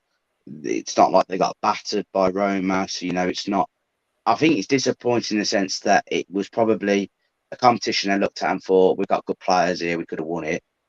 You know, there's no, like I say, no disgrace losing to Mourinho. So I reckon it's a good season for them overall. I would say that. Yeah, no, absolutely. Ravi says, big up the crew, big up yourself. And he says, what, Arsenal paying dead players big money to stay? Is that like El Neni and players like that? I mean, for me, if you are on about him, I'm not 100% sure if you're. I think he's an all right backup, but not a starter. Like, yeah, that's where I stand on that. But yeah, there you go. That's what we've got to say about Leicester. Moving on to 7th, so start of the European places. Obviously, the team that got the Conference League for next season, West Ham, so they'll be back in Europe again. Now, me personally, it's been a good season. You know, it's been good for them to stay up there. I would say last season in the league was, I can't remember where they finished last season in the league, but I think it might have been a little bit better. But you've got to remember they're playing in Europe this year as well, got to the semi-final. And, you know, they had some good results this year, especially at home. You know, you look at the likes of when they beat Liverpool, one of the only 2 teams in the league to beat Liverpool this season. So obviously that was massive at the time. Just trying to find where it is. Where is it? Oh no, it's a bit late. I can't remember where it is, but you know, they had some good results. Beat Chelsea 3-2 at home as well. You know, drew 2-2 to Man City. You know, their home form was really good this season. I just think the lack of why they didn't potentially maybe go to the final for me in Europe, even though this is more of a Premier League base, is because of the depth. And that's also why I think they didn't finish higher as well. You look at the likes of Antonio, like very good. You know, you got to remember he weren't actually a striker before, but you know he is quite injury prone. And you look at it, you know, Yarmolenko, yeah, he can be all right. He can come on and do a job, but he's not a striker. You know, for me, you look at the likes of that, and you think they need a backup striker. You know, but overall, it's not been a bad season, and fair play to them for staying up there. You know, not falling off. But yeah, they're back in Europe. Maybe obviously they'd have wanted to be in the Europa League instead. But overall, not a bad season yet again from West Ham. So yeah, that's all I really got to say. Harry, your thoughts? Good season, but I think they could have easily finished above Manchester United very easily. Yeah. I think that's I think that's a bigger disappointment, actually. I know they had a good chance to get into the final of the Europa League. But to be fair, I think they would have lost the final if they got there, to be fair. But I think if Lingard was there, I think they finish above Manchester United. I think Jesse Lingard would have been that bit of a difference that would have got them to the Europa League instead of the Europa League conference. I mean, he could have even pushed them even further, maybe even to like 6th, 5th, maybe. I think the fact, obviously, they had him like on loan till the end of the season last season, and then obviously they lost him. You know, it's a bit. I think that's a big blow. I think that's where it was cost them, and obviously some results here and there. Of course, Brighton game on the last day of the season, disappointing result, but then Brighton have been brilliant, so it wasn't surprising. But yeah, I mean, I remember you mentioned Fabianski earlier with you said about him. I mean, they got Areola as number 2 on loan, and he's barely played much. And he's obviously, I remember when he was with Fulham that season and went down, and he saved them so many times, and he kept them the dog fights like loads. That apparently they've agreed to sign in West Ham from PSG or wherever I think it's PSG or Real Madrid. It's PSG. They've agreed a fee to sign him from them, so that'll be interesting. So I think Fabianski's days at West Ham are coming to an end. Yeah. Maybe the one last season, maybe. So we'll see. But I think good season. But I think they will be disappointed they didn't get to the Europa League final, and I think they'll be disappointed that they didn't finish above Man United. But David Moyes has done a good job. That's what I will say.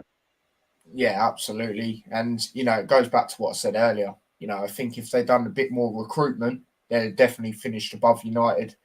And for me, I don't know about definitely got to the final, but I think they'd have had a lot more of a chance of getting to the final and maybe potentially going on to win the whole thing. I mean, do you think that when I said if they had Jesse Lingard, they would have finished above Man United? Do you think that as well? Or do you not? Or I think that. Definitely think that.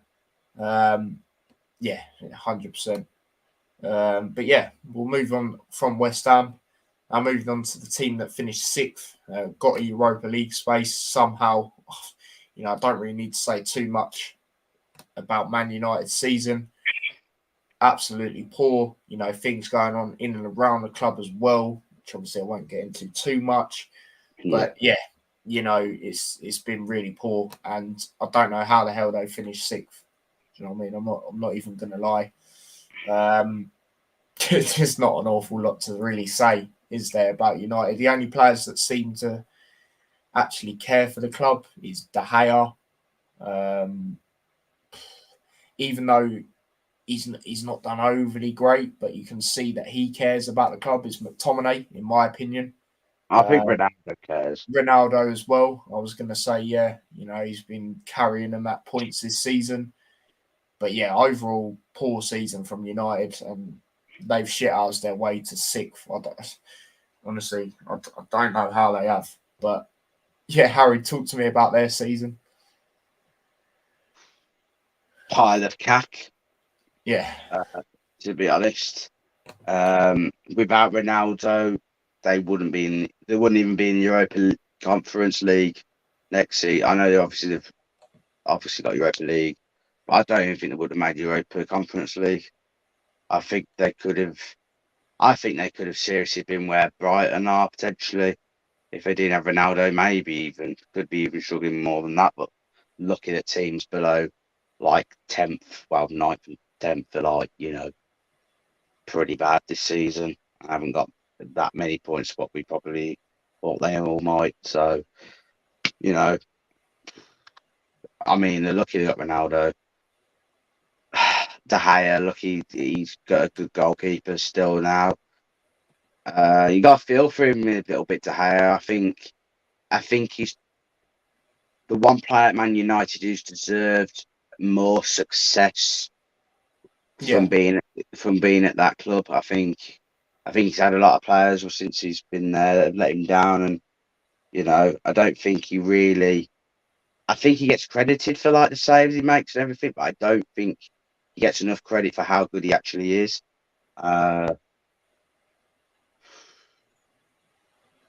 Ten Hag coming in though, I think it's an interesting one. I think he looks like the type of character that will kick a rocket up their arse and everything, but until the Premier League starts next season, we won't have a clue. He will either get the playing or they just won't play for him. I think, thankfully, they will get play for him. And I don't think he's a manager that would accept that, I think, to be honest. So we'll see, mate. But to be honest, it's depressing talking about Man United. I'm not even a Man United fan. Yeah, no, it literally is, even though I don't care about them either. Do you know what I mean? I remember they used to laugh at me when Liverpool were doing so bad. And look who's laughing now. You know what I mean? But yeah, it is shocking. That's why I didn't say much about them. But Manny Bird says Huddersfield will get into Prem and beat United like we did 2017. That moment was class, that moment. Yeah, I remember that. 2-1. Huddersfield are losing to Nottingham Forest 3-0 on Saturday. 3-0. Jeez, I think they will lose. What did I say? 2-1, I think, to Forest. I was thinking 2-1 or 2-0. To be fair, I want to try. Tonight, I'm actually going to put a tweet out on Twitter to see if anyone's got tickets. I want to go. It's class. Manny Bird says, I personally feel like Man United fan accept too much. They expect the Ferguson era. I don't think they do. I think they have every right. I mean, this season, majority of them said top 4. That's fair for me. That's fair, because Ronaldo, yeah, definitely. Yeah, other than the Antonio Conte effect, on paper they're a better team than Tottenham a million miles. Yeah, and that was the thing. You look at all the squads that were battling for the top 4, and United do have the best squad out of the lot.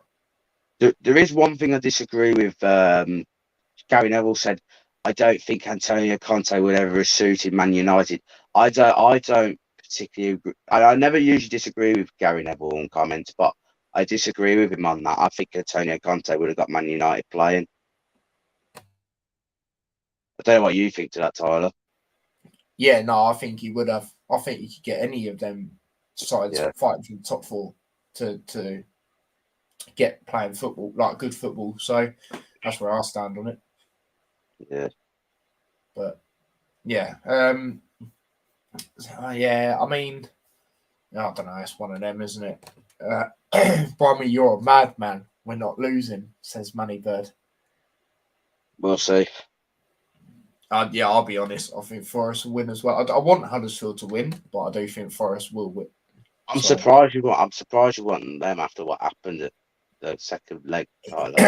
yeah, I know what you mean. Like I said earlier, it's the minority. Do you know what I mean? They're the underdogs going into it. I always like the underdogs winning, but yeah, I do think Forest will win. I think their time's finally come again to get into the Premier League. To be honest, do you know what? It reminds me of the League One player final last Saturday, like Sunderland v Wickham. I'm not saying that Huddersfield play anything like Wickham before. Manny thinks I'm saying that, but it's like it was like Sunderland's time to go back to the Championship. Like it was there. It was like on Saturday they had to do it, or they could have been stuck in League One for like a couple of seasons, even more. I think they would have struggled to come back from that. And I think this is Forest's best chance in a long time to get promoted. I really do.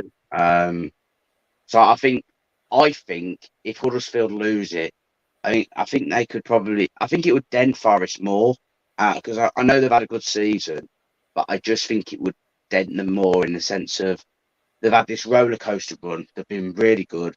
They've took teams apart at their place, everything. And if they lost, the confidence that must knock would be massive. Yeah, no, absolutely. Manny Bird says Forest are wank. He says we will chop down the forest down. We will chop the forest down, and the River Trent will be flooded with tears. I think you meant to be honest, there's a part of me that would want Huddersfield to win because Forest fans are cocky as anything. I'm not even gonna lie. But yeah. I wouldn't say they're wank. You know, they are a good side, but you know, either way, you know, if it's not a one-sided, you know, I just think it'd be a close game. But I do think Forest will win. I do. I think their time's now, to be honest. Yeah. So that's where I'll stand on it. But anyway, I think Villa, Mankeen, and Davis is the big difference. I really do. Why is it showing me the United players? There we go. Right, now going on to fifth, which is obviously where Arsenal finished, the other team to get a Europa League space. I don't really. I'm just going to ask you the question straight away, Harry. Has it been a good or a bad season for Arsenal? Good. You can look at it in both ways. I reckon it's been good because the season when we were in, was it last season or the season before? I think it was. I can't actually remember, but I remember because obviously they were in a terrible state when he took over Arteta. I remember when they were very low in the table, weren't they? They were like near the relegation zone. Yeah, they were. You remember that? Yeah, I remember all the Arsenal fans going on about it. We fucking to finish fifth, and compared to when you look at it from like the progression, I think it's been very good. And I know that there were probably a lot of Arsenal fans that are frustrated that they bottle Champions League football for next season. And obviously it means Thursday, Sunday playing. But it's not been a bad season. Like, you know, they could have done what Man United did, you know, been absolutely shocking. But at least have put a fight up for it. They nearly done it, but they just fell short, which shows that they need to go back into the transfer window and get 2 or 3 more players in, which could strengthen them. And then next season, hopefully, they could finish fourth. You know, fourth next season would be a very good achievement for Arsenal. I think they either need to win the Europa League, which gives them guaranteed Champions League football for the following season, or they need to qualify fourth, get fourth in the league. And I feel like the best chance would be to win the Europa League because I think the Premier League next season, I think, will be even more competitive than it has been this season. But, you know, I think it's been decent. I mean, it obviously could have ended very, very well. And I mean, they did a bit over celebrate when they went to Wolves. I remember when they won there. And obviously a lot of people were talking about it and saying, was that the right thing to do? clearly not. I mean, Newcastle was never going to be an easy game.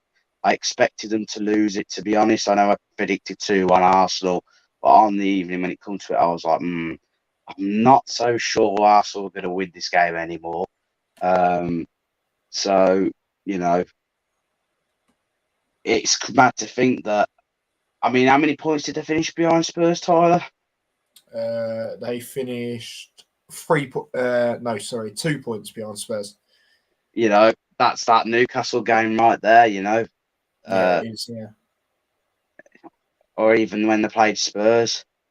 So, cause I think if they got a point at Spurs, I think obviously because that knocks a point, that knocks points off from Spurs then. So, you know, it's not bad, but it's not great losing out on 4th to your North London from your rivals, is it really?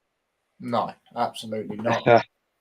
But yeah, no, I totally agree with you too. I think it has been a good season. You know, it's just that last little bit. But, you know, there's slow progressing steps, you know, with Arteta. I do think their main priority, in my opinion, is probably a striker in the summer. You look at Nketiah, and to be fair, he come in and didn't do too bad coming on to the later stages, but they need more, in my opinion. You know, Lacazette looks like he might go. I think someone potentially like Jesus, I think that would be a very good signing. There's an Arsenal fan at my work today, and he said that, because I was saying, I started the conversation. I said, "Would you take Pogba on a free transfer?" And he said straight up, "No." And I can't remember how we got onto the conversation, but he ended up saying Jesus has been linked with Arsenal because of obviously Haaland going to City. Man City, yeah. But in a way, I'm surprised at that, because you'd think maybe Pep would want Jesus as a second striker, although, you know, Pep doesn't really, you know, really play with strikers. Obviously, he's going to have to now with Haaland. Because obviously, Haaland ain't going to sit on the bench every week. Yeah, exactly. Yeah. You know, so you never know. That could be a good signing. But I mean, I agree with you. I think they need a striker. I also think they need a centre back. I think they need. Yeah, They need that one. They need a big name at the back. They need for me, they haven't really got a leader at the back. I mean, Kieran Tierney's a good left back, and he's improved massively. And he's been talked about how he could be the next captain of Arsenal and stuff. I mean, who even is the captain, Tyler? Do you know? Obviously, it was Xhaka, wasn't it? But he got. Yeah, it was Xhaka. Who is the captain? That's actually a good question, man. As I said that, I felt as though it was Kieran Tierney for some reason. He is, but obviously he's out. I'm trying to think who it is at the moment. I don't know, you know. I have a feeling it might be Odegaard. Oh, wow. You know, he's good at that leadership type thing. I just think they need that once big massive centre back signing, a big name up front, and that could be like the jigsaw together to get the 4th place, and maybe one other player as well. They just need to. It's a big summer. They need to get 2 or 3 big names in for me. Fair enough. Fair enough. Another thing I want to touch on about Arsenal, I think Ramsdale's come in and he's been exceptional. You know, I remember a lot of Arsenal fans saying, "Why are we getting him? Why are we getting him? He's been relegated. He's got that poor record and stuff like that." But come on, when you have a defence like that in front of you, come on, you can't really do too much. And even then, you know, when they got relegated, he was still making some really good saves. Sheffield United, I remember. I knew he was going to be a quality signing. It's turned out to be, some of his saves can be overreactionary, but he's saving them at the end of the day, and that's all that matters. So, no, it's one of them. But yeah, definitely need to bring in a few players. But that's where we stand in it. You know, it's unfortunate at the end, but it's slow progress. So that's what I'll say about that. But yeah, moving to the top 4. Obviously, we know who ended up getting 4th. North London rivals to Arsenal, Tottenham. And what a turnaround as soon as Conte come in. That's all I can really say. about it, to be honest. Obviously, Nuno with the very the very poor games at times, which obviously then led to him getting sacked. Obviously, the Conference League, they dropped out or whatever the hell happened in that, I can't remember. But then there were shocking games he had, like here, for example, losing heavily to Palace and Chelsea, Derby at home as well. A lot of stuff that weren't great at the time. 3-1 loss to Arsenal in North London Derby. Losing to the Tees. I don't even know if I said their name right. West Ham. It was just poor. It was really poor. Obviously,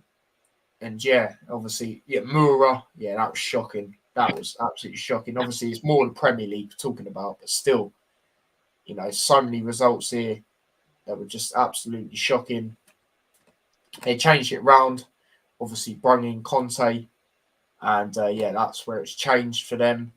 And obviously they've ended up. They still had a bit of a bumpy time a couple of times, but overall they got the job done in the end and got some very emphatic wins. Like look at that one against West Ham, 5-1 against Newcastle, 4-0 away at Villa. They were just going rampant at times. 1-0 loss to Brighton, which Spurs can do that. But other than that, it's been good after that. Unbeaten. And they secured Champions League football again. So it'll be interesting to see how they're doing it. But the players. Oh, my thing might go off. But players. There is an answer from an Alexa Answers contributor that I translated. Yeah, that's what I was saying. Postman is the character invented by the Roman comedian Lillo within the program LOL, who laughs his sign to make his opponents laugh. Why is she still waffling? Did that answer your question? But yeah, it's on mute now, so it shouldn't hear me. But anyway. Like I was saying, obviously, Conte turned it around. The Brummie play like he got backed a little bit. Be interesting to see if they continue to back him. Obviously, Brummie players like Kulusevski, who's been brilliant for me, probably second best signing in the season behind Luis Diaz for Liverpool. Bentancur as well, brilliant signings for Spurs, and they've had a good season. Very good turnaround towards the end. That's what I got to say. But Harry, what do you make of Spurs' season? Good season. I mean, they were looking nowhere near like they were going to finish fourth at one point. Of course, like you say, the two signings they got in January, the only problem with them, I think both of them are on loan. I think one of them had a view to a permanent deal, but not the other one. So obviously they would have to negotiate the other one with Juve. But they do leaving East back Conte. Otherwise, Conte will walk, I reckon. I think they've got a bigger chance keeping Harry Kane now. Absolutely. I think they will keep Harry Kane. The only team I can see Harry Kane going to is Man United. Out of all the teams available, to be honest. I mean, because City got Haaland, Liverpool sorted really.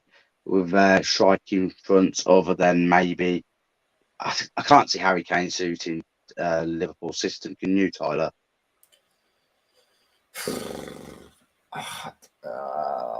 It depends how he plays.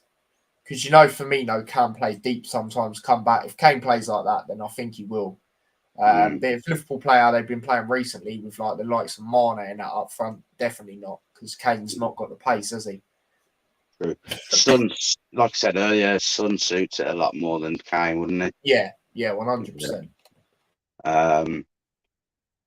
So I've been slightly surprised. I thought they'd finish about 5th or 6th at the start of the season. So it's good. I said 5th, yeah. Yeah, I'll probably edge towards 6th. I'd have probably said. I'm being honest. So good season. They just got to back it up with some good signings in the summer, because I'm sure Arsenal will try and kick on and get some good players in, so they're going to have to match it. Spurs, to be honest. For me, with Spurs and Chelsea, and I'd put even Arsenal into that bracket, it's the next step in their mate now. They need to be big. They really need to get it right, because otherwise Liverpool and Man City could be running away with this rivalry for quite a few years to come, to be fair. No, absolutely. We're going to go into some comments. Manny Bird says, Arsenal bottled it, but had a good season. Weird one. Yeah, it's a weird one, isn't it, really, to call. Considering they didn't have a standout striker, they did okay, exactly, compared to Ronaldo at United. I mean, Ronaldo done well, but overall, United been poor.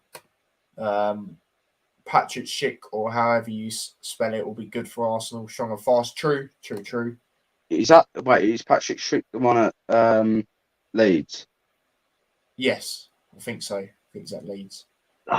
Not for me, man. Not for me. Like, he's probably a good player, but, like I said, Arsenal need that. They need a big centre-back signing. Doesn't have to be extraordinary, but it's got to be a big one. Like, even like De Ligt from from Juve. I think, actually, to be fair, I think he's only just signed for Juve, so it probably won't happen. But I don't know. They just need a name. Like, I don't know, like a Kim Pembe from PSG, something like that. They just need Well, they brought in Saliba, didn't they? And nothing's really happened with him. Yeah. Which is, he's got crazy. quality. And I'm very, I don't know, Arteta can be weird like that. That's what I will say. Yeah.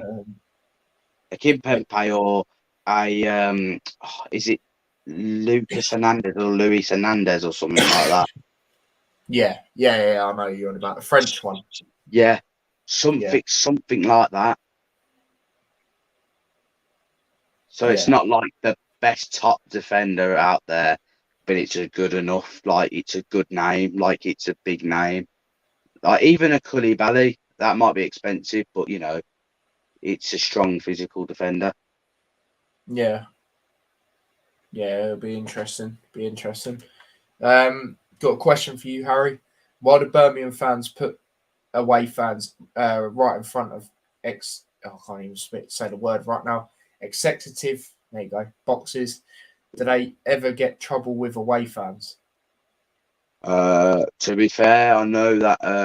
To be fair, the boxes are scattered around the stadium, really, other than the stand above the away fans, which is where I was standing all of last the season just gone. And there has been Blues fans have put to Ian Dutton, which is a new football director at Blues, that the away fans should go where the stand above. But it's more of just a thing that's been said to him. But to be honest, I really don't know why they do that. But other than the stand I've mentioned, which is above, there's boxes all around the stadium. Obviously, the other end, which is behind the goal, is called the Tilton, but they're not going to put it there because that's classed as the main stand at the stadium.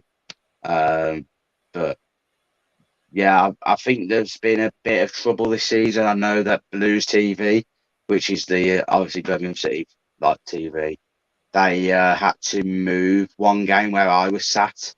I think it was a week after the previous game, because I think it's Sheffield United fans caused trouble, and I think they broke one of the windows to the executive boxes, but it weren't actually where normal fans were sitting. It was where Blues TV were.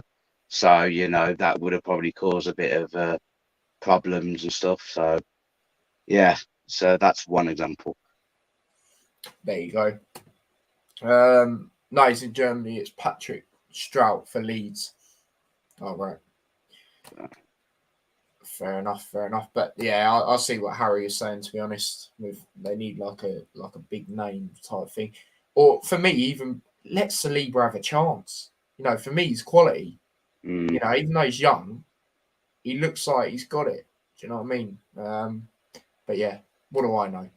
But yeah, moving on to the next team. Obviously, Chelsea got third. Summing up their season, really. Obviously, at the start of the season, a lot of their fans thought they could push on for the title. And obviously, they had a very good start. But after that, it was, not overly great coming on to the later stages. Obviously, you look at some results here. Very good on the, very good run. Obviously, this is the start of the season. But looking at, them results there, but no defeats there. Drawing to Liverpool away at Anfield with a red card as well was a good result for them. Beating Tottenham, took losses there, but one of them was obviously Champions League. Other one was the City narrow loss, and then look, there you go, unbeaten there. And then obviously, having a decent run there up until West Ham, which they lost. And then after that, they continued the decent form still, though. And obviously, we know West Ham have been quality at home most of the season. And then look there, didn't lose until Man City. And even then, that's Man City narrowly. And results here, didn't lose until Liverpool. Even then, that was the Cup. Narrowly beat Luton. Let's get that one in. Do you know what I mean? Let's have a look at that. 3-2, you know what I mean? But yeah, obviously, mainly talk about Prem. But yeah, then they had, a good run. And then, like I said earlier, when we talk about Brentford, it was ever since Brentford, really, where it went downhill. Because look, you have a look there, we had won all them games as well. And then Brentford, lost, heavy loss. And then obviously lost in the first leg, which affected them. I know it's Real Madrid, but 3-1 at home. Then it beat Southampton 6-0, which was weird. And then beat Real Madrid, but obviously lost overall. And then, it was results after that, really. Obviously not counting the FA Cup. The 4-2 to Arsenal, which I knew they'd lose, just not the way they did. I thought Arsenal would win that. They always do all right against them away. And then beat West Ham narrowly. Drew to United, which was shocking, but I knew it was going to happen because their record at Old Trafford's poor. Lost to Everton. Drew to Wolves. Two poor results there, really. Beat Leeds. Leeds, weren't really great at the time. Massive win, though. Lost again to Liverpool. Obviously, the last two games, drew to Leicester, which is a bit of a poor result, really. And then narrowly beat Watford. So, coming on to the later stages of the season, not been overly great from Chelsea. And like I said, it was ever since the 4-1 defeat to Brentford, really. But they still secured third. Well, Arsenal secured it for them, really, for being totally honest. But yeah, Chelsea were starting to come in that race for the top four. But, if the goal difference weren't so mad between Chelsea and Tottenham could have actually ended up getting third. But yeah, Arsenal confirmed Chelsea's top four, really. But Harry, talk to me about Chelsea's season. Poor season, I'm going to say, because they didn't win a trophy. If they won the FA Cup, I think that would have been a good enough season. I think to be honest, the Carabao Cup, to obviously try and get quadruple and triple titles is decent, but even if they won that, I don't think it's great. I think the FA Cup's bigger than the Carabao Cup, so it would have been good if Chelsea won the FA Cup. But of course, I bottled it for the second time after bottling the Carabao Cup as well. It's not been great, really. I expected a bit more from Chelsea this season, if I'm honest. They've got a good enough squad. Again, maybe need a big centre back. Obviously, they've got Thiago Silva, but his age, he's a good defender still, but his age is a bit not on the greatest sides. They've had problems with Lukaku, which has not helped. Obviously, background noise and stuff. They've had problems with ownership, which obviously looks like it's going to come to a conclusion because, of course, it looks like they've got a buyer. Yeah. It's a bit of it was looking like a bit of a mess at Chelsea, which hopefully might be sorted. They go again in the summer. These prepare, it's a big season. Like I said a bit ago when we were discussing Spurs. For Spurs and Chelsea, and obviously Arsenal including that, it's a big step up than what the next two, especially Chelsea. Chelsea out them three clubs need to really step it up, I think. How many points did Chelsea finish behind Liverpool? Do you know, Tyler? My maths is awful, but they got 74 points. Liverpool, wait, hold up. So it's about 18 points behind, I think. You see, Chelsea's squad, I think 10 points would have been fair. 10, 11, even 12 points would have been fair to finish behind Liverpool, but 18, come on. Like, the squad's good enough to be getting at least 10, 11, 12 points behind them. So they've got some work to do in the summer, Chelsea. They need to get it. They need to, like, close that gap. Even if it's just focusing on, obviously, you can't predict who's going to win the league next season. Let's be real. On paper, it's obviously going to be Real Madrid. What am I about? Talking about Premier League. I'm sort of thinking about Champions League final. I don't know what. I'm tired. He's thinking Real Madrid will win. You know what I mean? Unfortunately. To be fair, I do think they'll win, unfortunately. But, you know, it's going to be a good game either way, that Champions League final. And I think either team could win it on the night. If Liverpool turn up, they could easily win it as well. But, you know, it's just a bit dull at Chelsea at the minute, I think, the word. Yeah, no, absolutely. Like you mentioned as well, a lot going on. You know, obviously the Lukaku thing when he come out and said that craziness. Oh. You know, I can't believe he just said that. Obviously the ownership problems as well. But, you know, even without that, you know, they were moving at the start of the season like they were going to win the league. Do you know what I mean? All their fans and that. But yeah, not an overall great season. Like you said as well, lost twice at Wembley. You know, it's just not been great for them. But anyway, moving on from them, going into the last two. Why does it keep doing this? Oh, there we go. Right, Liverpool obviously finished second, point behind Man City again. But you know, I'm not even gonna really rip into the boys. You know, there's a few games, you know, gutting obviously, which has cost us in the end. But you know, we were 14 points behind. You know, to even make it come down to the last game of the season. I know obviously City got other results which helped us in that aspect, like not winning games, but still, you know, we have 14 points behind. A lot of people said it was over. And it was, I remember what time exactly it was during. It was when lost 1-0 to Leicester, wherever that game is. No, a bit ahead of here.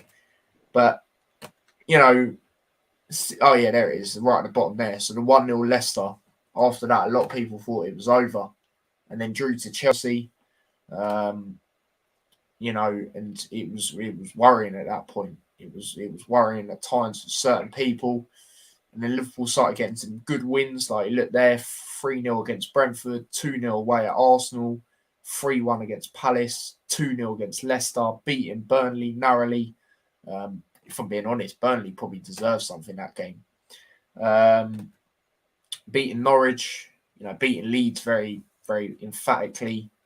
Obviously, then winning the EFL Cup, which gave a bit of hope to then go on and, you know, maybe do something else. Beat West Ham, beat Brighton, which was good because that was a 12:30 kickoff. Liverpool don't usually do great in them. Arsenal beat Arsenal as well again. So there's some good results, you know, after that, which gave Liverpool a bit of hope. Beating Twatford, you know, there was a lot. Obviously, only ended up losing 2 games this season, which was obviously to West Ham away, which a lot of teams have lost there. Very disappointing defensively that game.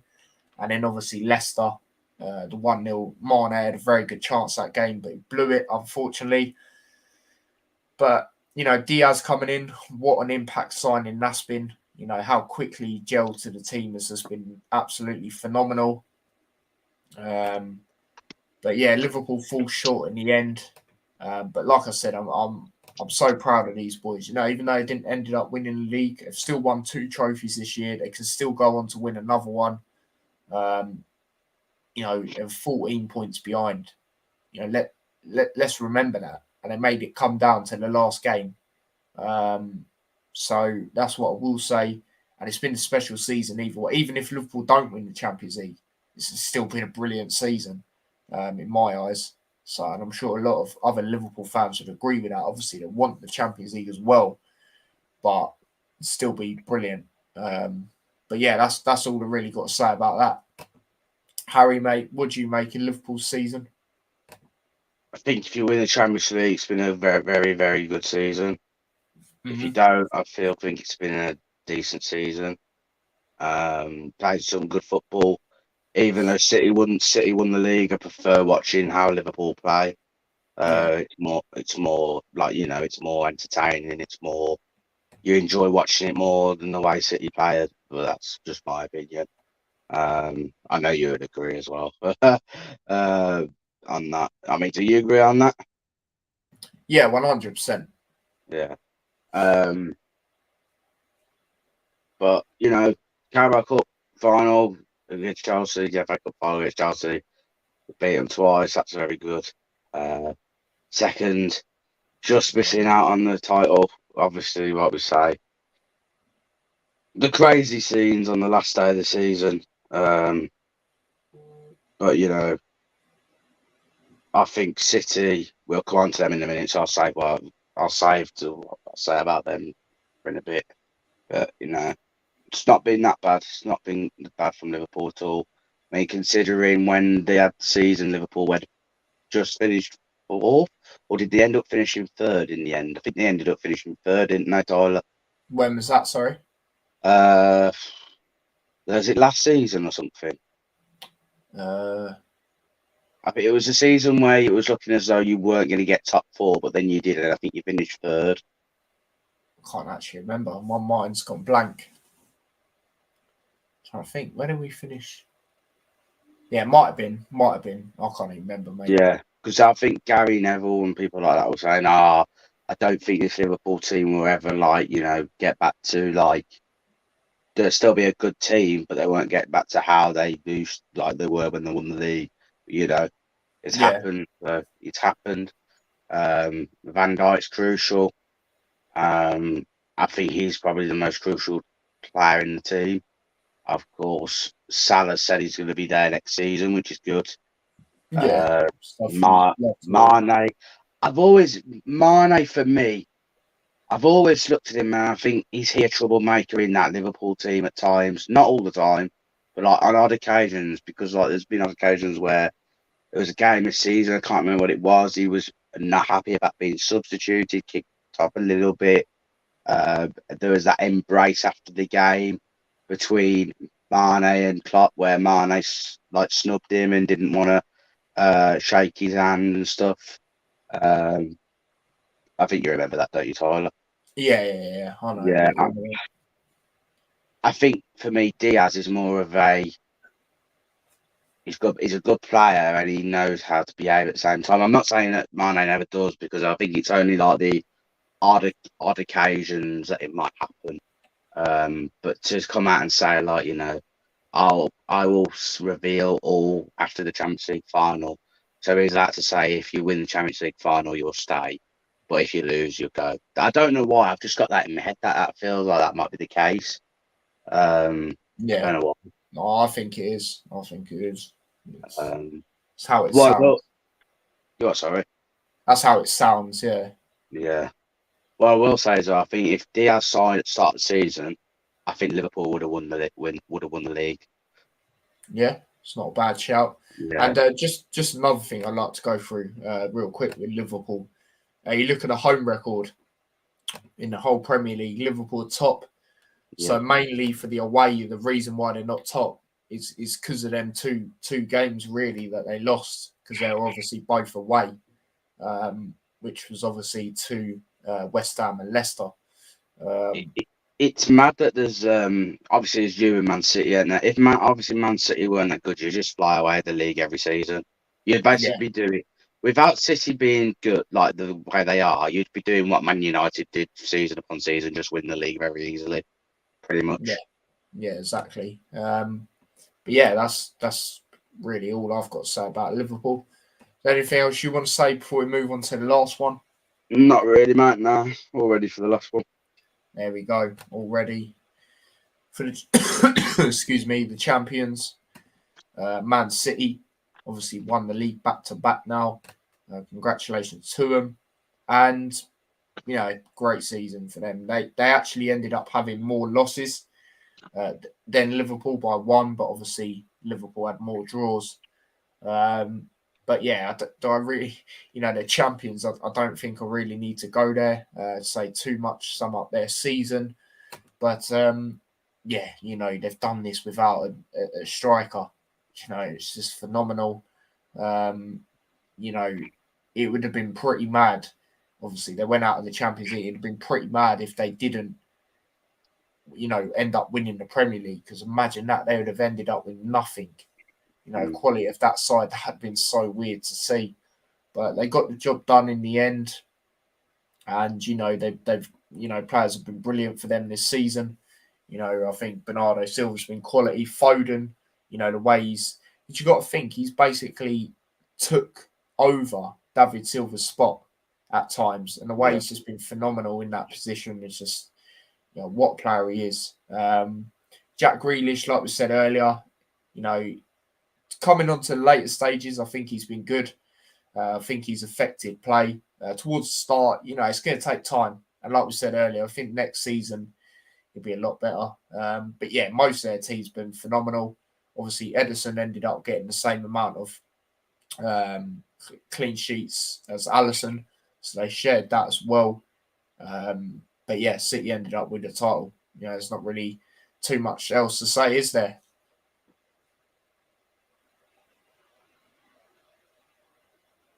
Hello? Oh, you talking to me? I thought you were talking. Yeah. I thought you were talking. It might be surprised what I'm going to say. I think it's been an average season for Man City. I don't think it's been amazing. I think it's been good at best.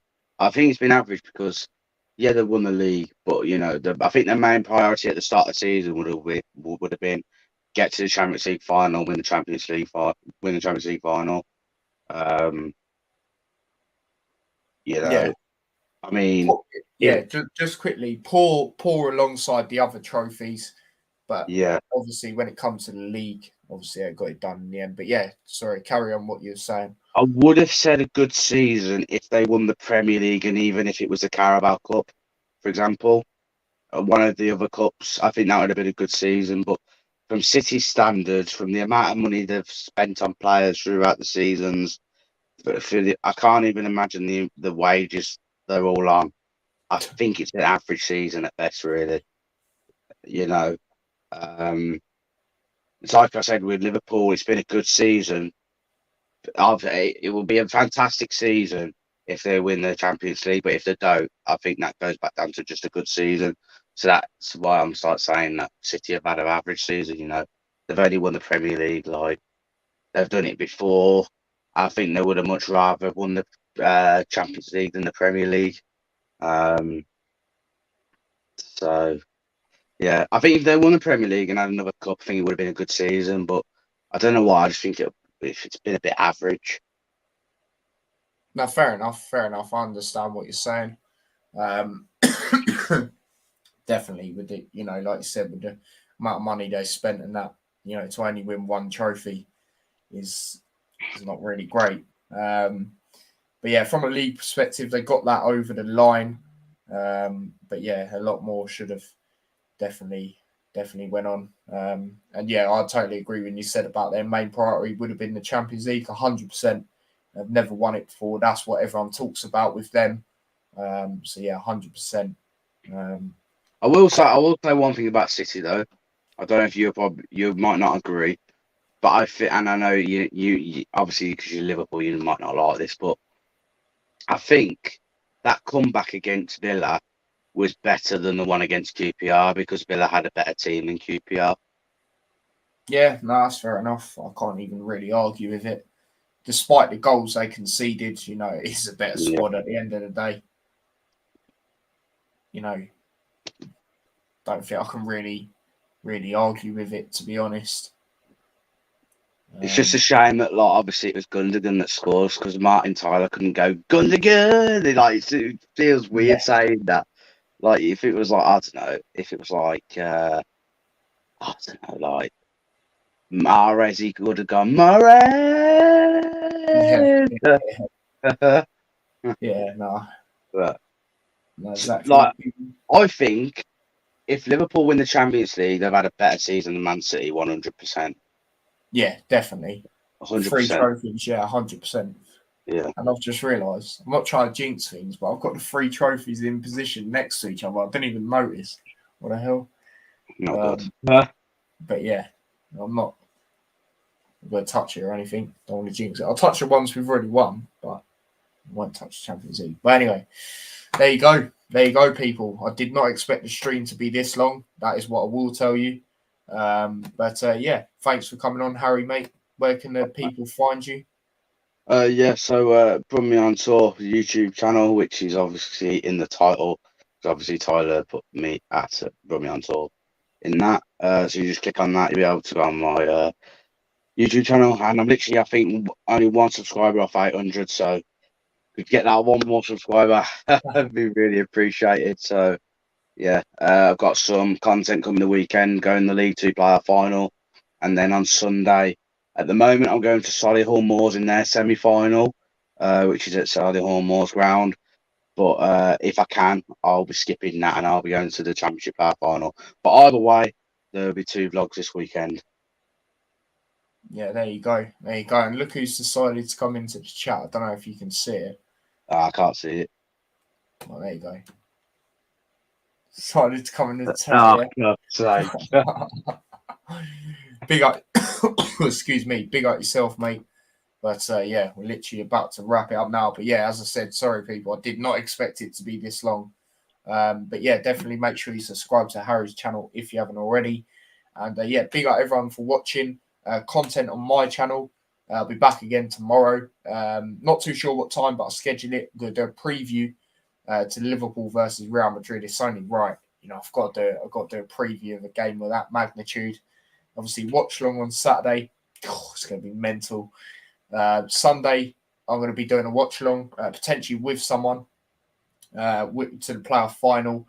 And then I might be doing a Hatter show depending on news that comes in and around the club with Luton. And then obviously from there on in, I'm not really too sure. But that's content I know definitely happening on the channel. But yeah, don't forget to smash a like on the stream if you haven't already. Subscribe to the channel if you are new with the notification bell on.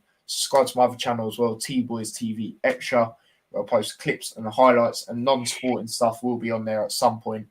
Could do some random stuff, so be aware of that. And yeah, if you want to follow me across any of my socials, link to them are in the description. And yeah, thank you again, Harry, for coming on, and obviously Hanno earlier as well. Sorry that it's been this long, mate. You know what I mean? I did not expect It's all right, mate. But yeah, thanks you everyone for watching. And yeah, until tomorrow, I will see you lot in a bit. So take care and peace.